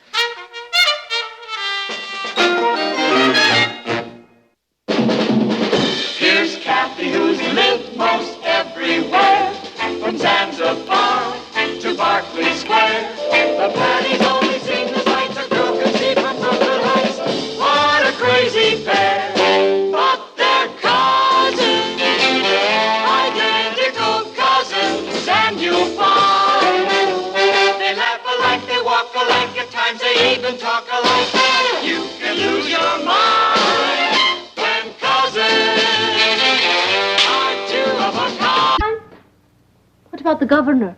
Good idea. Patty, do you realize what you're doing? You don't think they'll come, huh?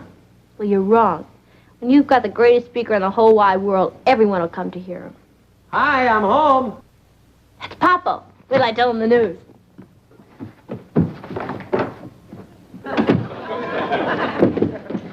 Oh, boy, Papa, have I got some hot news for you. Hello, Patty. Oh, hi. You know Mrs. Donovan, our creative writing teacher? Uh-huh. Well, she told us to suggest a guest speaker for the class next Monday, and I got the greatest speaker in the whole wide world. Gee, that's wonderful. You don't know the half of it. Mrs. Donovan's so flipped out, she invited other teachers to hear the speaker. Well, it sounds very exciting. Who is this great speaker? You?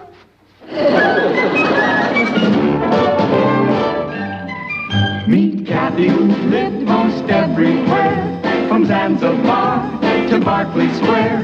The Patties only seen the sights a girl can see from Brooklyn Heights. What a crazy pair!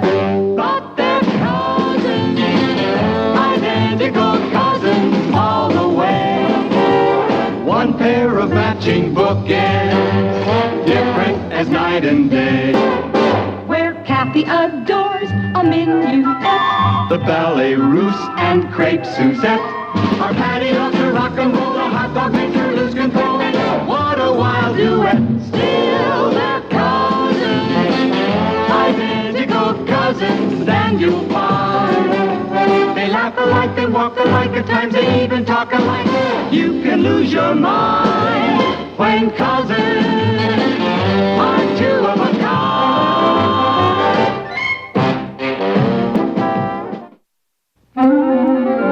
Papa, you can't say no. I just did.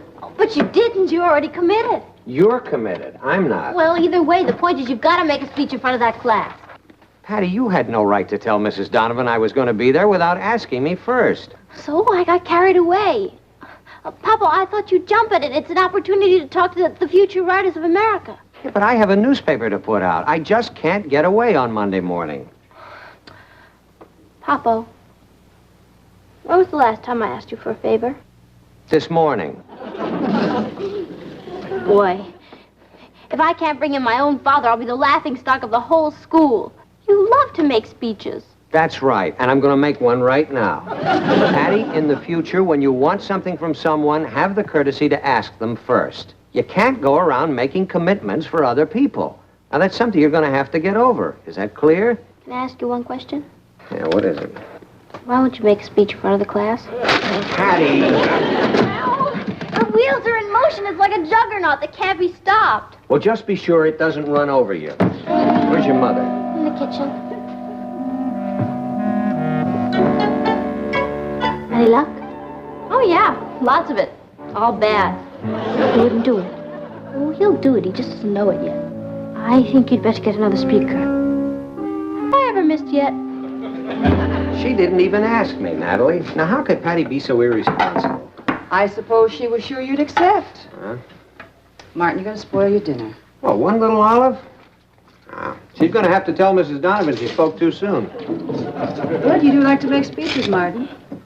But that's not the point, Natalie. I mean, it's one thing to be a guest speaker. It's another thing to be a captive. Besides, I couldn't make it on Monday morning anyway. That's when we have our staff meetings. She's just going to have to get somebody else. And the way she talked, I don't think she's planning to get anybody else. Oh, it's not my problem.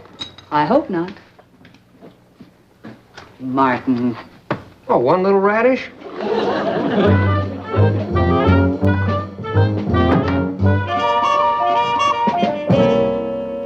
Hi, Kath. Hello, Richard. Hiya, Patty. Hi, Rich. Well, did you talk to him? Is he going to do it? Yeah. No. Well, what does that mean? Is he going to speak or isn't he? Of course he is, Richard. But he doesn't know it yet. Oh, you've done it again. I told you should have asked him first. Will you stop worrying? I told you he'll be there. He seemed awful positive. Of course I'm positive. In fact, I'll bet you dinner in the theater that my father will make that speech Monday morning. Is it a bet?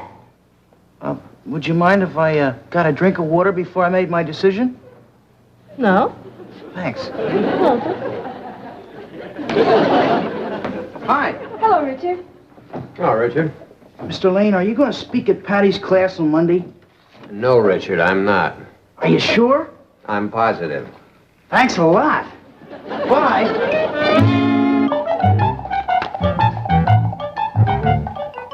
It's a bet.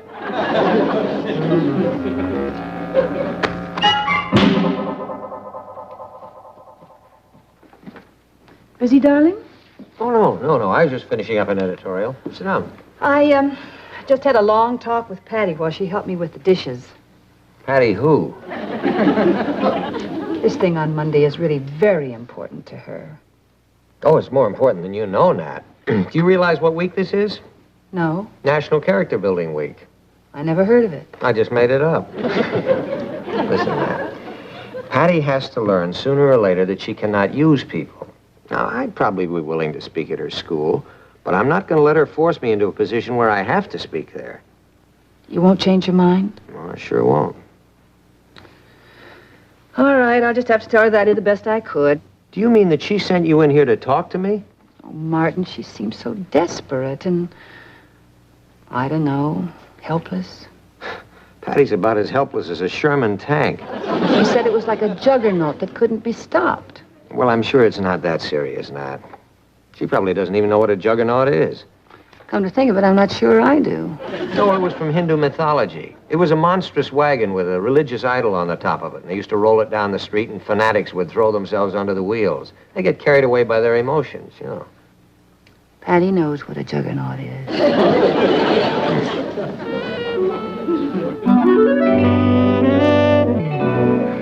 Uncle Martin, Mm-hmm. are you busy? No. I was just finishing up an editorial. Sit down. Thank you. Oh, my, isn't that interesting? It must be wonderful to be able to influence so many people.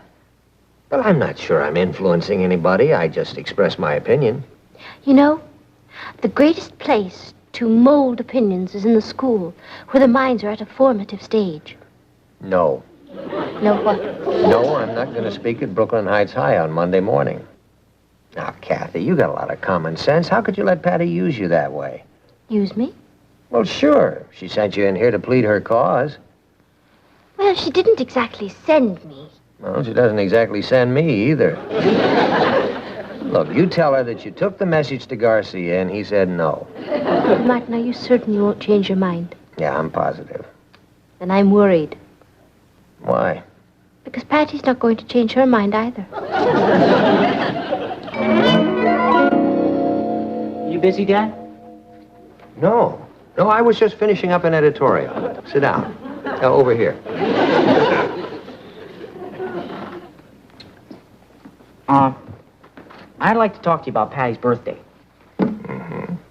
You see, I figured that this year, instead of giving her handkerchiefs or something, we might do something nice for her. I think that it would make Patty very happy if you went to speak at her school. When did you develop this sudden interest in Patty's welfare? What's so sudden about it? I've always been interested in Patty's welfare.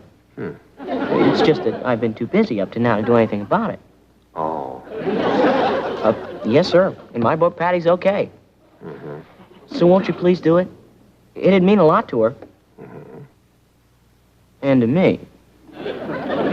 What does it mean to you? $1 if you say maybe, 2 if you say yes. So what you're suggesting is that instead of the usual birthday present, we should give Patty something different. Me. Right. Well, that makes sense. Yeah? Sure. I think if I speak at her school, it'd be a wonderful birthday present. Then you'll do it? I'll be glad to. On her birthday. Next December. Well, you can't win them all. Yeah, I know that, Ross. And you know it. The question is, does Patty know it?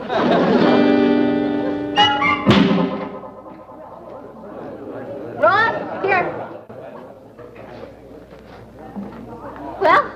How'd you do? He said he'd speak at your school for your birthday. Oh, Ross, isn't he the greatest? That little kid went right in there and talked him right into it. What else did he say? Would you buy me a soda before I tell you? You said he'd do it.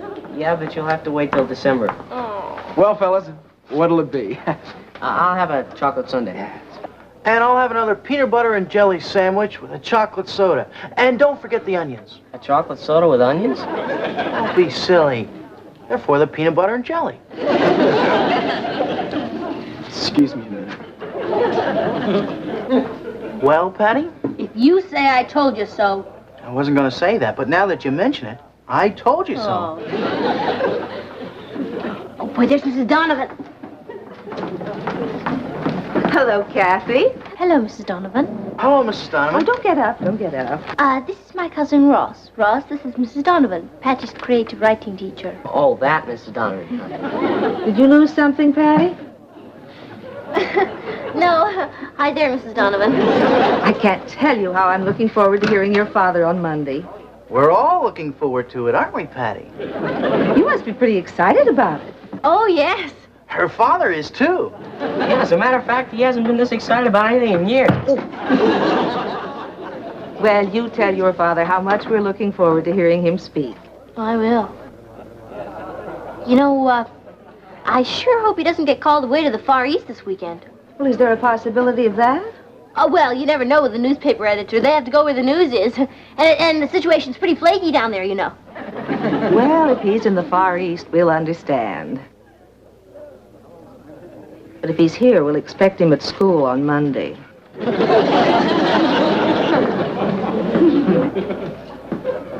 Well, what are you going to do now, Patty? It's very simple, Richard. I'll just figure out a way to get my father to the Far East for the weekend.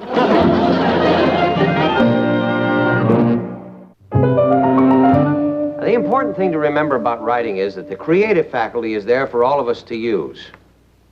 But like any other faculty, if we want to develop it, we must constantly use it and improve it. I thought you'd gone. Aren't you playing golf today? No. I called Eddie Sheldon and told him to go on without me. What are you doing? Oh, well, I'm just rehearsing a little speech. What kind of a little speech? Well, it's a little speech for Patty's creative writing class on Monday. Oh, darling. I can't thank you enough Well, what for? for getting Patty off my neck. Oh, she's going to be so tickled. Well, to be perfectly blunt about it, I'm not really doing it for Patty. No? No, I got to thinking about it, and I decided, why should I deprive the whole class? You mean why deprive them of the greatest speaker in the world? Yeah. No. Well, okay, yeah. Wonder if Patty knows how lucky she is to have a father like you. Well, if she doesn't, I'll tell her. You know, I had to change our whole staff meeting around to do this, and this thing is really developing. I mean, it's something a lot bigger than Patty would bargain for. What do you mean? Well, I told TJ about it, and he thought there might be a story in it. So we've assigned a reporter and a photographer to cover my speech. You know, famous editor addresses his daughter's creative writing class. I thought you were going to address the class. Well, I am. Oh. I think it's just marvelous. Wish I knew where Patty was. I'd call her. Yeah, I can't wait to see the look on her face when I take her off the hook. I'll let you know what happens, Richard.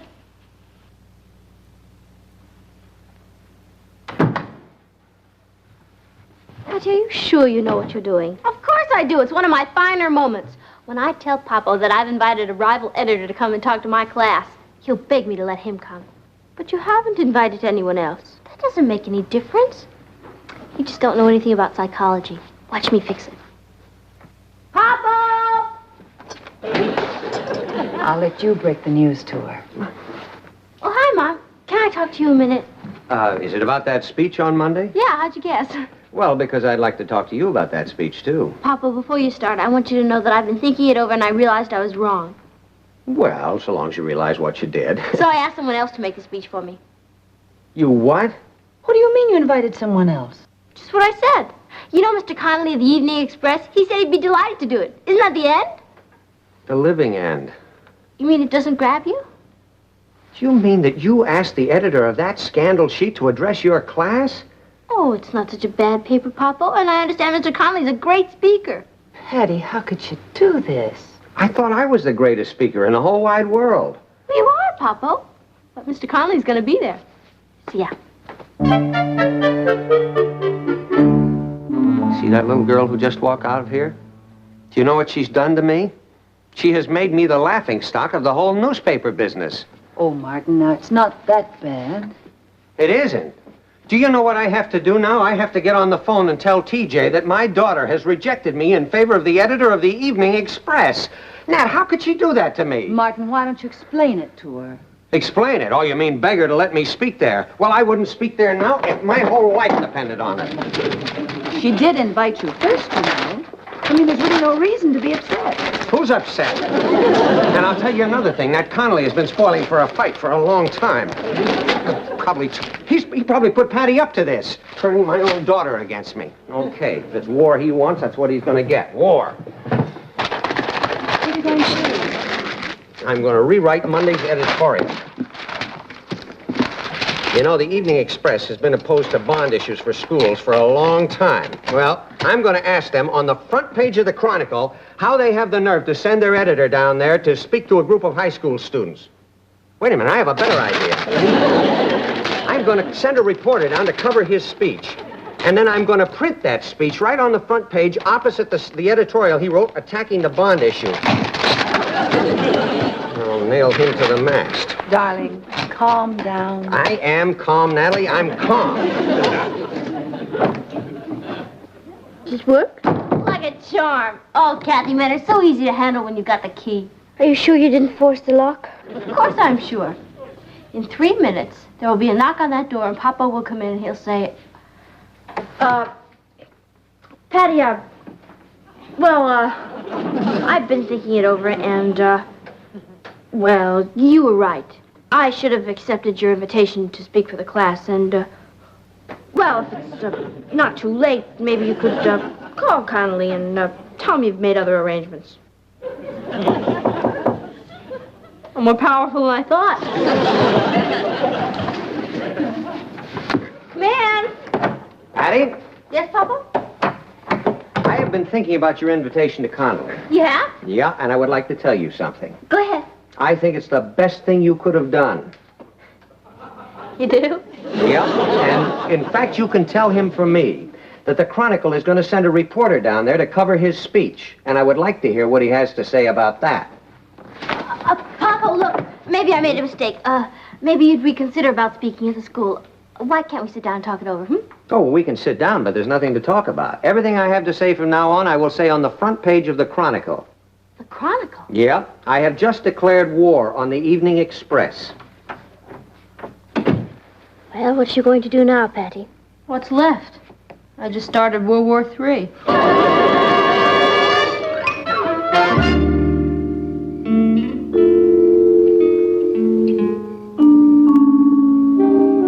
Patty? Hi, Rich. Kathy told me the bad news.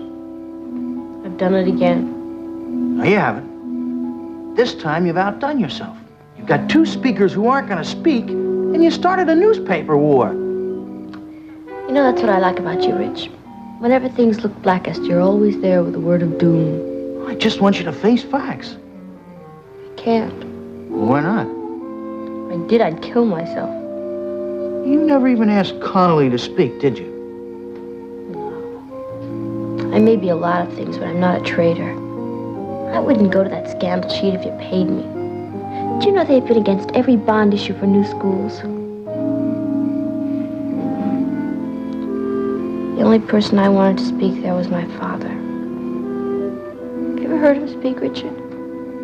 He's really great. He gets so excited about everything he says, and he gets everybody else excited. I guess he's just about the greatest speaker in the whole wide world.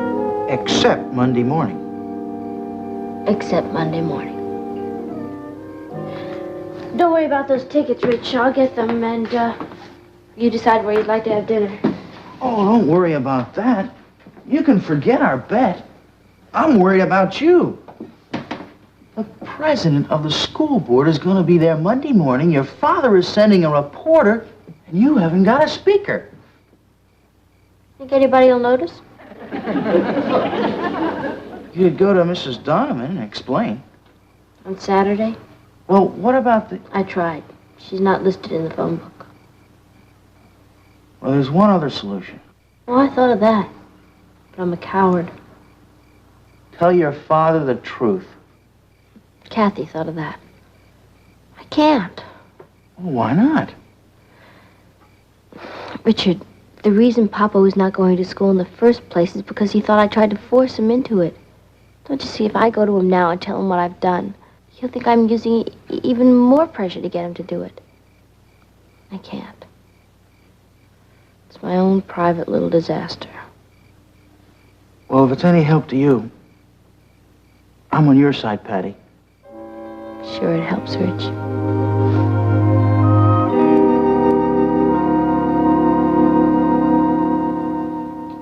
Isn't Patty coming down to breakfast? I don't think she's feeling very well, Uncle Martin. Well, isn't she going to school today? I don't know. This is D-Day, isn't it? Yes, I guess you could call it that. You going to be there? No, but we're sending a photographer and a reporter to cover it. Uncle Martin, do you really think that's wise? Yeah, I think so, Kath. Morning, everybody. Good morning, darling. Well, bye, everybody. Aren't you having any breakfast? I'm not hungry. Well, I must say you don't seem very happy in your hour of triumph. I mean, it isn't every day that you can convince the managing editor of a newspaper to address your high school class. It isn't any day. I guess all the excitement's just gone to my stomach. Papa, I just want you to know that whatever happens, I love you. Bye. Well, I wonder what's gotten into her. Guilt feelings, probably. Well, I better get on downtown. Uncle Martin, may I speak with you a moment, please? Oh, sure, Kath. Privately?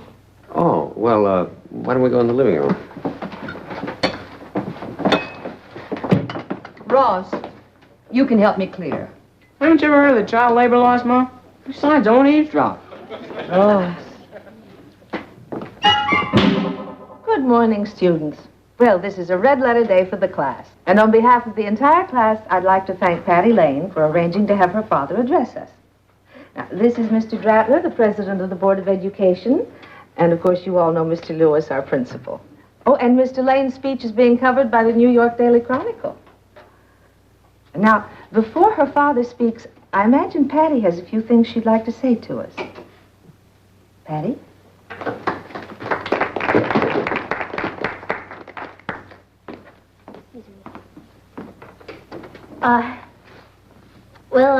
As you know, my father is the managing editor of a newspaper, and managing editors are very busy people. They are always busy managing their paper, and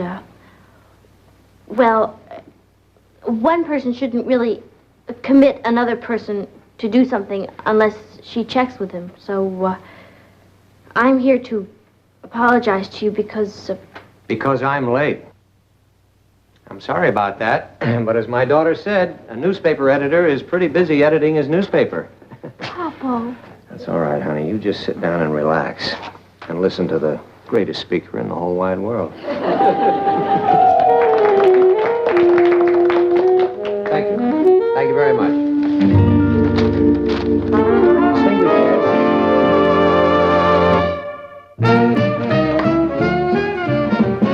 Hi, Dad. Hi, darling. Well, tell me, how did it go? I was a smash. I'm sure you were. Patty home? No, she stopped off at Richard's, but she should be home any minute. Yeah. You know, I may have let myself in for more than I'd bargained for. What do you mean? Well, Mrs. Donovan said that next month they're going to have a citywide meeting of all the creative writing classes, and they're looking for a guest speaker. Oh, no. Oh, well, that's okay. I'm kind of looking forward to it. Hi, Mom. Hi, Papa. Hi, honey. Well, I guess you heard. Yes? Oh, boy, was I a sensation. You were? Oh, yeah. Mrs. Donovan went on and on to the class about how you have to use your imagination when you're picking a guest speaker. All the kids were even telling me how thrilled they were. Yeah. Incidentally, how was your father? Oh, Papa was fine. You know, even Mr. Lewis congratulated me. Well, I'm glad we both had such a triumph. You know that Mrs. Donovan said I could pick all the guest speakers from now on? Gee, that's wonderful. She was mentioning something about a conference of creative writers next month. Yeah, you know who I'm going to get for that? Well, I have an idea. The greatest speaker in the whole wide world. Vice President Hubert Humphrey.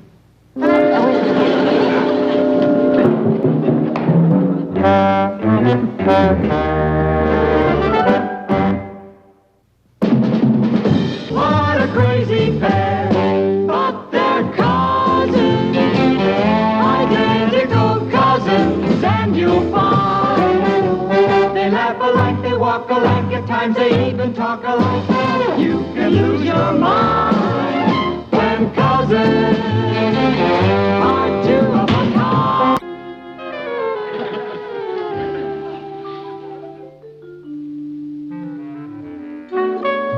Patty? What are you doing? I'm dusting. What does it look like I'm doing? Oh. May I make a suggestion? Sure. Don't ever take it up as a profession.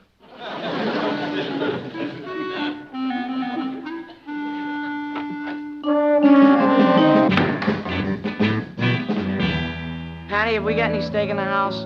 We're having chicken for dinner. What do you want to steak? Ross, what happened to your eye? I was attacked by a monster. Oh, you mean some bully did that to you? Forget it, Patty. Just tell me where I can find some steak to put on this eye. No, I'm not going to forget it. What do you think sisters are for? I'm not going to sit here and let something like this happen to you. Gee, Patty, I didn't think you'd get so steamed up about it. Well, of course I'm steamed up. Now, who did that? His name's Jerry Mitchell. He's a new kid at school. Well, He's about 3 inches taller than I am, and he weighs about 10 pounds more than I do. how did the fight start? Well, I don't know. At recess, he started shoving me around, and when I told him to cut it out, he belted me in the eye. Come on. Where are we going? To school to get his address, and then we're going over to his house, and I'm going to turn him over my knee and give him a thanking he'll remember for the rest of his life. Are you really? I told you, no one but no one lays a hand on my kid brother.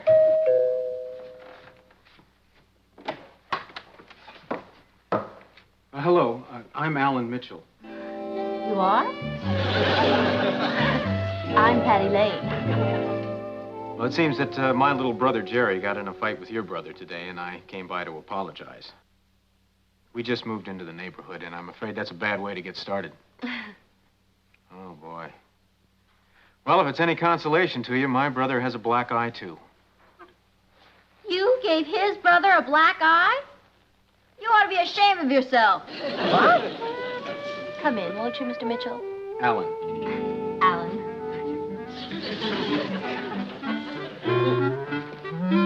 Oh, boy. Meet Kathy, who lived most everywhere, from Zanzibar to Berkeley Square. But Patty's only seen the sights a girl can see from Brooklyn Heights. What a crazy pair! But they're cousins, identical cousins all the way. One pair of matching bookends, different as night and day. Where Kathy adores a minuet, The ballet russe and crepe Suzette. Our Patty loves to rock and roll, the hot dog makes her lose control. What a wild duet! Still they're cousins, identical cousins, and you'll find they laugh alike, they walk alike, at times they even talk alike. You can lose your mind when cousins are two of a kind.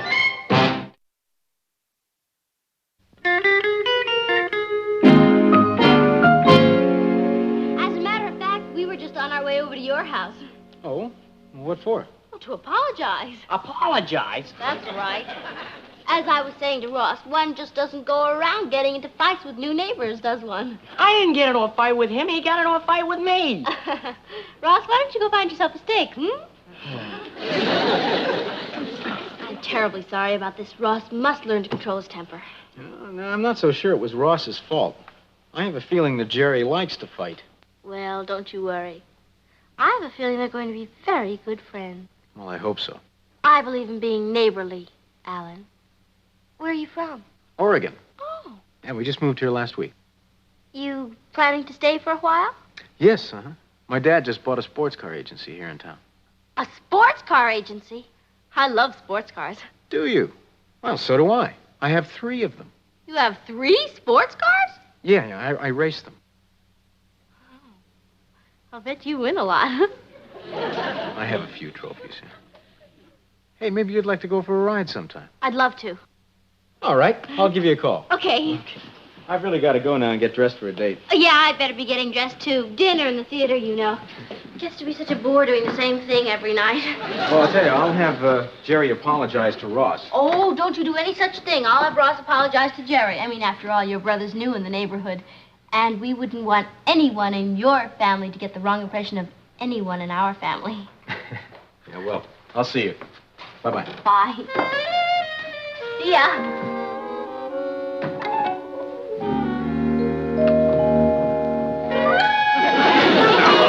What are you doing with that?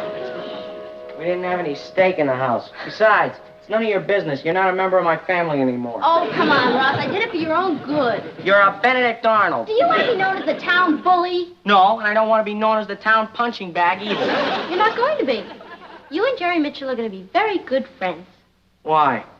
Because he's going to be your brother-in-law.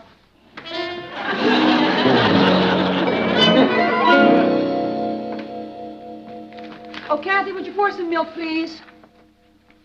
So where's Ross? I haven't seen him since I got home. He's up in his room, dear. Well, isn't he coming down for dinner? Patty, will you go see what your brother's doing? He's not my brother anymore. Patty, have you and Ross been fighting again? He's been fighting, but not with me. Oh, I'll get the salad. Hi, Dad. Oh, hi, son. Ross, how'd you get that black eye? By being a bully. You were in a fight? Yes, sir. Well, now, Ross, you know how I feel about things like that. Oh, I couldn't help it, Dad. Dad, do you think it's neighborly to go around beating up new kids in the neighborhood? I don't think it's neighborly to go around beating up anybody. Well, I was minding my own business in the schoolyard, and this new kid named Jerry Mitchell came up to me and started shoving me around. And when I asked him to quit it, he hauled off and belted me in the eye. Oh. Well, Ross, when somebody behaves that way, there must be a reason for it. Maybe he has a personality problem or something of that kind. But violence is no solution to a problem. Now, you're an intelligent boy. The next time he pushes you around, I want you to use that intelligence. Talk to him. Reason with him. Well, what if I do all those things and he still won't listen? Then you can belt him in the eye. Okay, Jerry.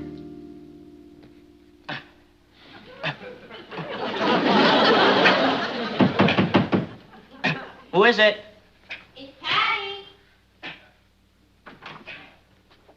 Hi there. Look what I brought you, my transistor radio. You've always wanted it. It's yours.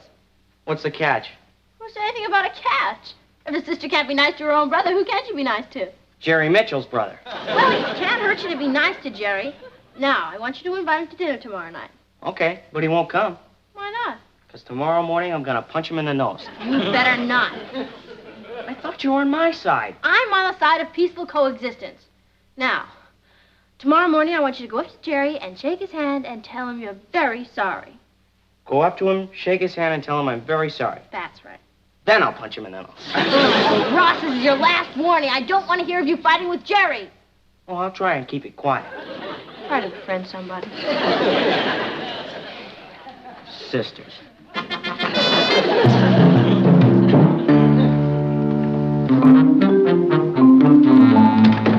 Any luck? He thinks he's Cassius Clay. I don't know what's gotten into him, Kathy. All I know is I'm not going to let him ruin things between Alan and me. What about Richard and you? We can't ruin that. Oh, Kathy, wait till you meet him. He's really something else. Yes, and I think I know what. What? Trouble. Pat, you hardly know Alan. You're siding with him against your own brother. Just because I'm going out with Alan doesn't mean I'm against Ross. When are you going out with him? The second he asks me.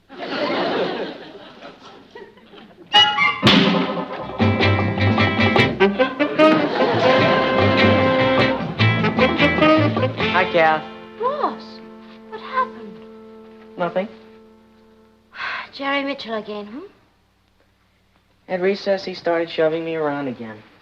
I tried to stay away from his right hook, but then I found out something. He's got a left hook you wouldn't believe. Who started it? I did, I guess. I went up to say hello to him, and he hit me in the eye. That's terrible. Did you hit him back? Who had a chance? Ross, you can't come home like this every day. We've got to do something about it. I know. I'm running out of eyes. I can't do anything about it, Kathy. He's just too big. Size doesn't mean anything. You want to bet? Ross, we're going to fix that young Jerry Mitchell right now. Where are you going? I'm going to call someone who's going to teach you how to fight. Hello, Richard. This is Kathy. Could you come right over, please? We have an emergency here. Fine. You mean to say this kid just came up to you and beat you up without any reason? Oh, he's got a reason. He's bigger than I am. Can you teach Ross to box? I'll do better than that. I'll teach him some judo. Oh, boy. Can you really do it? Certainly. I've been training for years. Will it take long? I can teach him enough tricks to take care of himself in a couple of hours. Wonderful. I'll just sit by and watch. Oh, good. Let me see your muscle. You better put some old clothes on, though. You're going to be falling a lot. It's certainly nice of you to do this, Richard. Oh, my pleasure. But why didn't Patty ask me? Patty? Well, I mean, it's her brother. Well, Richard, I think it would be better if we didn't mention this to Patty right now. Why not? I think we should surprise her. Boy, she's really going to be surprised when she learns that I taught Ross, isn't she? Yes.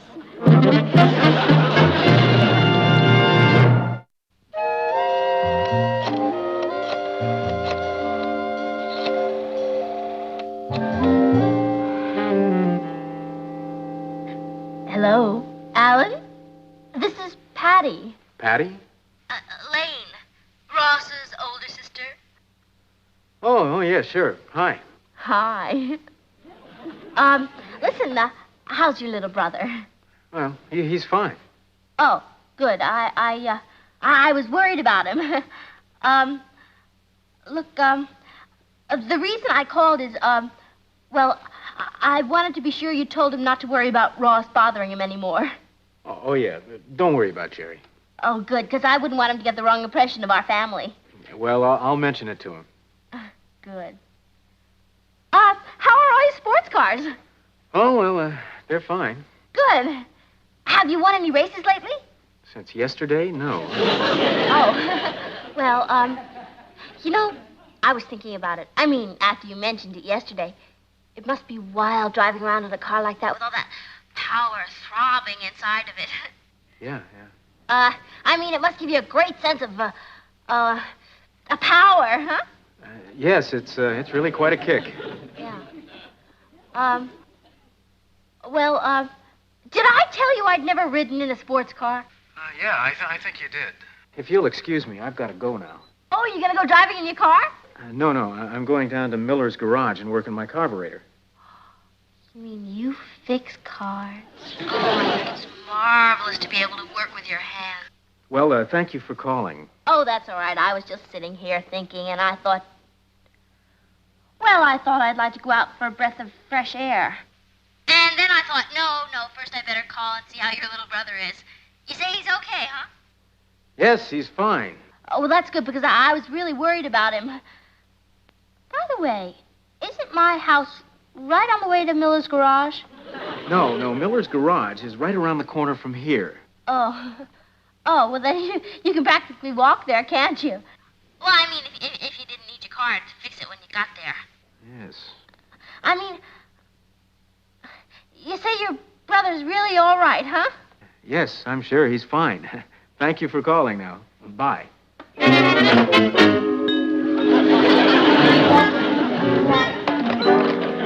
right, feet set. All right, now throw a punch at me. Oh, wait a minute. Not so fast. You gotta go slower. I can't teach you. Oh, all right. Throw another punch. Parry with the left, grab the wrist, twist the arm up behind, and hold onto the shirt. You got it?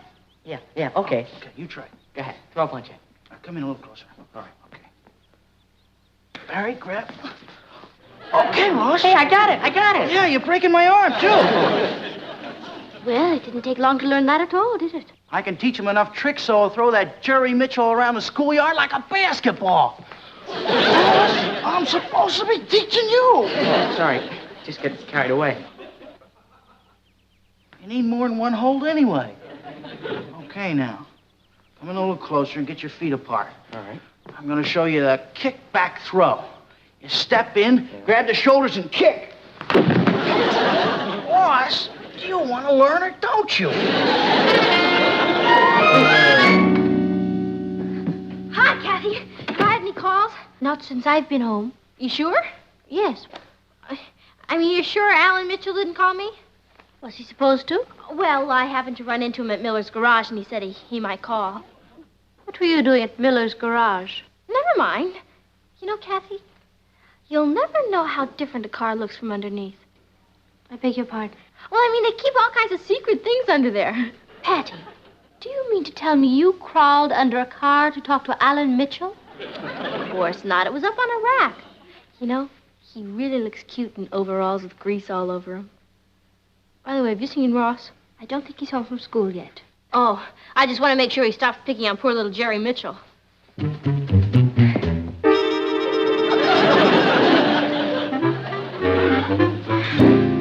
Been picking on poor little Jerry Mitchell again? Very funny. Did you use the judo hold Richard taught you? Sure I did. Only he got out of it and flipped me over. What about the kickback throw? I tried everything. Well, don't you worry, Ross. We're not licked yet. What do you mean, we? You say this kid knows judo. I'll say he does.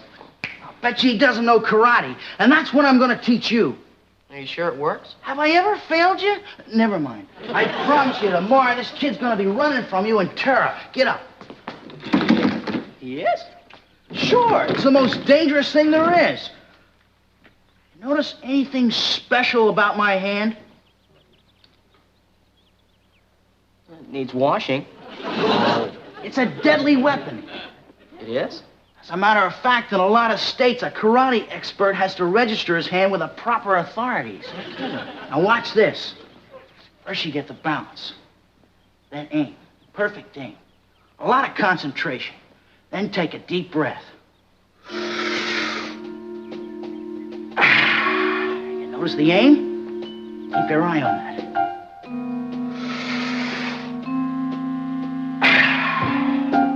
Now watch.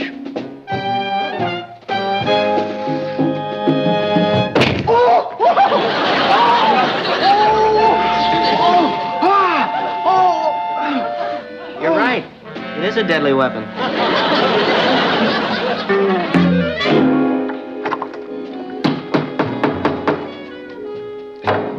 I think you're right, Richard. Ross does need some fundamental training. There you are. A week with these and Ross will look like Samson. Good. Well, should we... Richard. Richard! Those are for Ross, shall we call him? Oh, okay.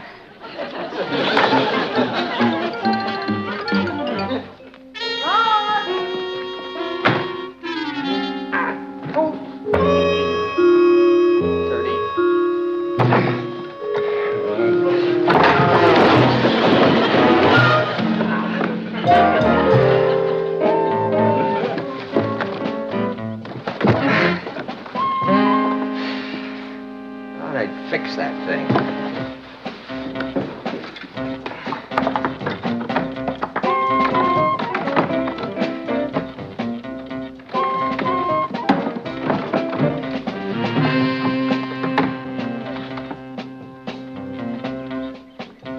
I'll just stay like that till I get my tools.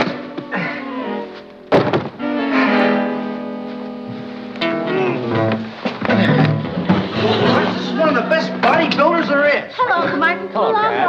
Oh, hi, Mr. Lane. Can I help you? Oh, gee, thank you, Richard. That's very nice. Oh, I'll need that in the house. Oh, Thanks a lot.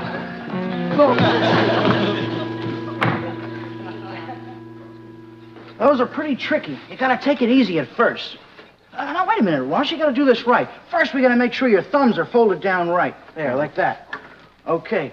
Now, I want you to think of all your strength being in your shoulders, your arms, and your wrists. And when I say pull, I want you to pull with all your might. Are you thinking? Yeah, I'm thinking. Okay. Ready? Pull! Are you all right? Here. That was great, Ross. Come on, get up. I can't. Why not? Well, there's no strength in my little legs. It's all gone to my shoulders, arms, and wrists. You know what the trouble with you is? What? Psychological. You know what I mean, Kath? I think so. What you need is confidence, see? Yeah. What you should do is say to yourself, I'm stronger than he is, I can beat him. Yeah. Well, say it. I'm stronger than he is. I can beat him. Say it again. I'm stronger than he is. I can beat him. Once more. I'm stronger than he is. I can beat him. Did you say I'm stronger than he is, I can beat him? I didn't get a chance. Why not? When I opened my mouth, he stuck his fist in it. You're kidding. Do I look like I'm kidding? Oh, it was pitiful. I tried judo and he threw me. Then I played my ace card. I started that karate move you showed me. You're right. It's murder. Oh, hi, Rich. Holy cow, you look like a disaster area. What happened? Nothing. Don't tell me you've been fighting with little Jerry Mitchell again.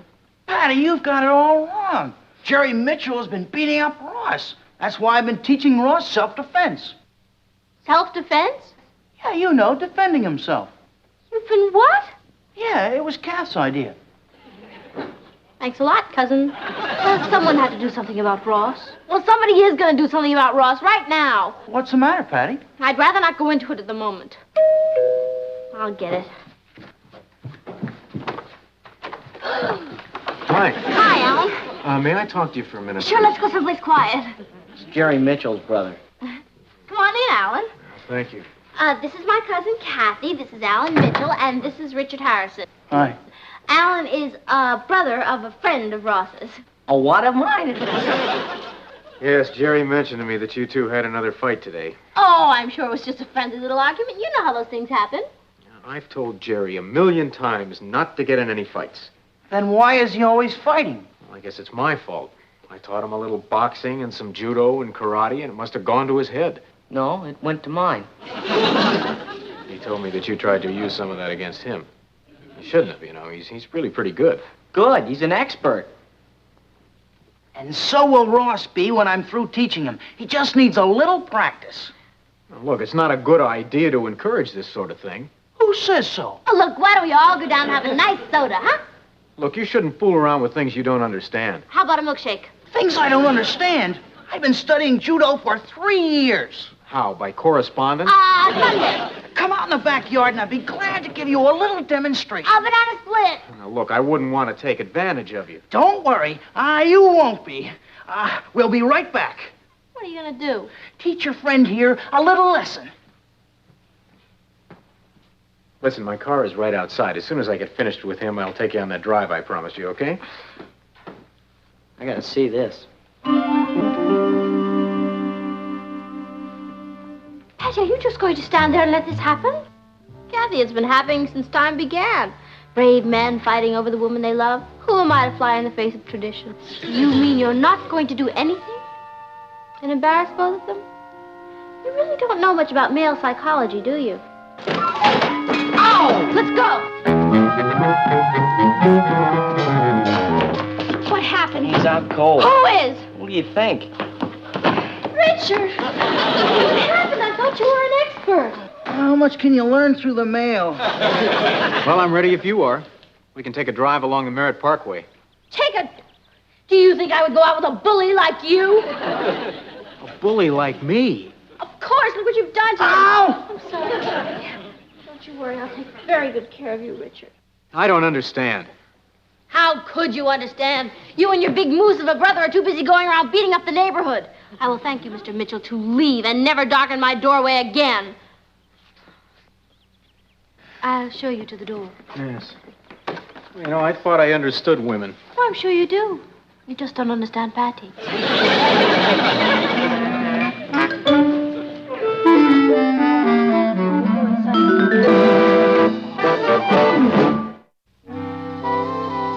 What he didn't tell me was he was boxing champ in college. Boy, did he make me feel like an amateur. Oh, Richard, I'm so sorry it happened. Oh, it was worth it, Mrs. Lane. You should have seen the way Patty lit into him. Well, I should hope so. You know, she's over there now straightening out that moose of a brother of his. Don't you think it would be better if we just forgot the whole thing? Yeah, maybe we ought to keep these feuds confined to the family and not involve strangers. Well, I don't want to feud anymore. I feel like I got my sister back again. How'd it go, champ? Richard, here's a steak for you. Ross, here's a steak for you. What's the chicken for? That is a rough family.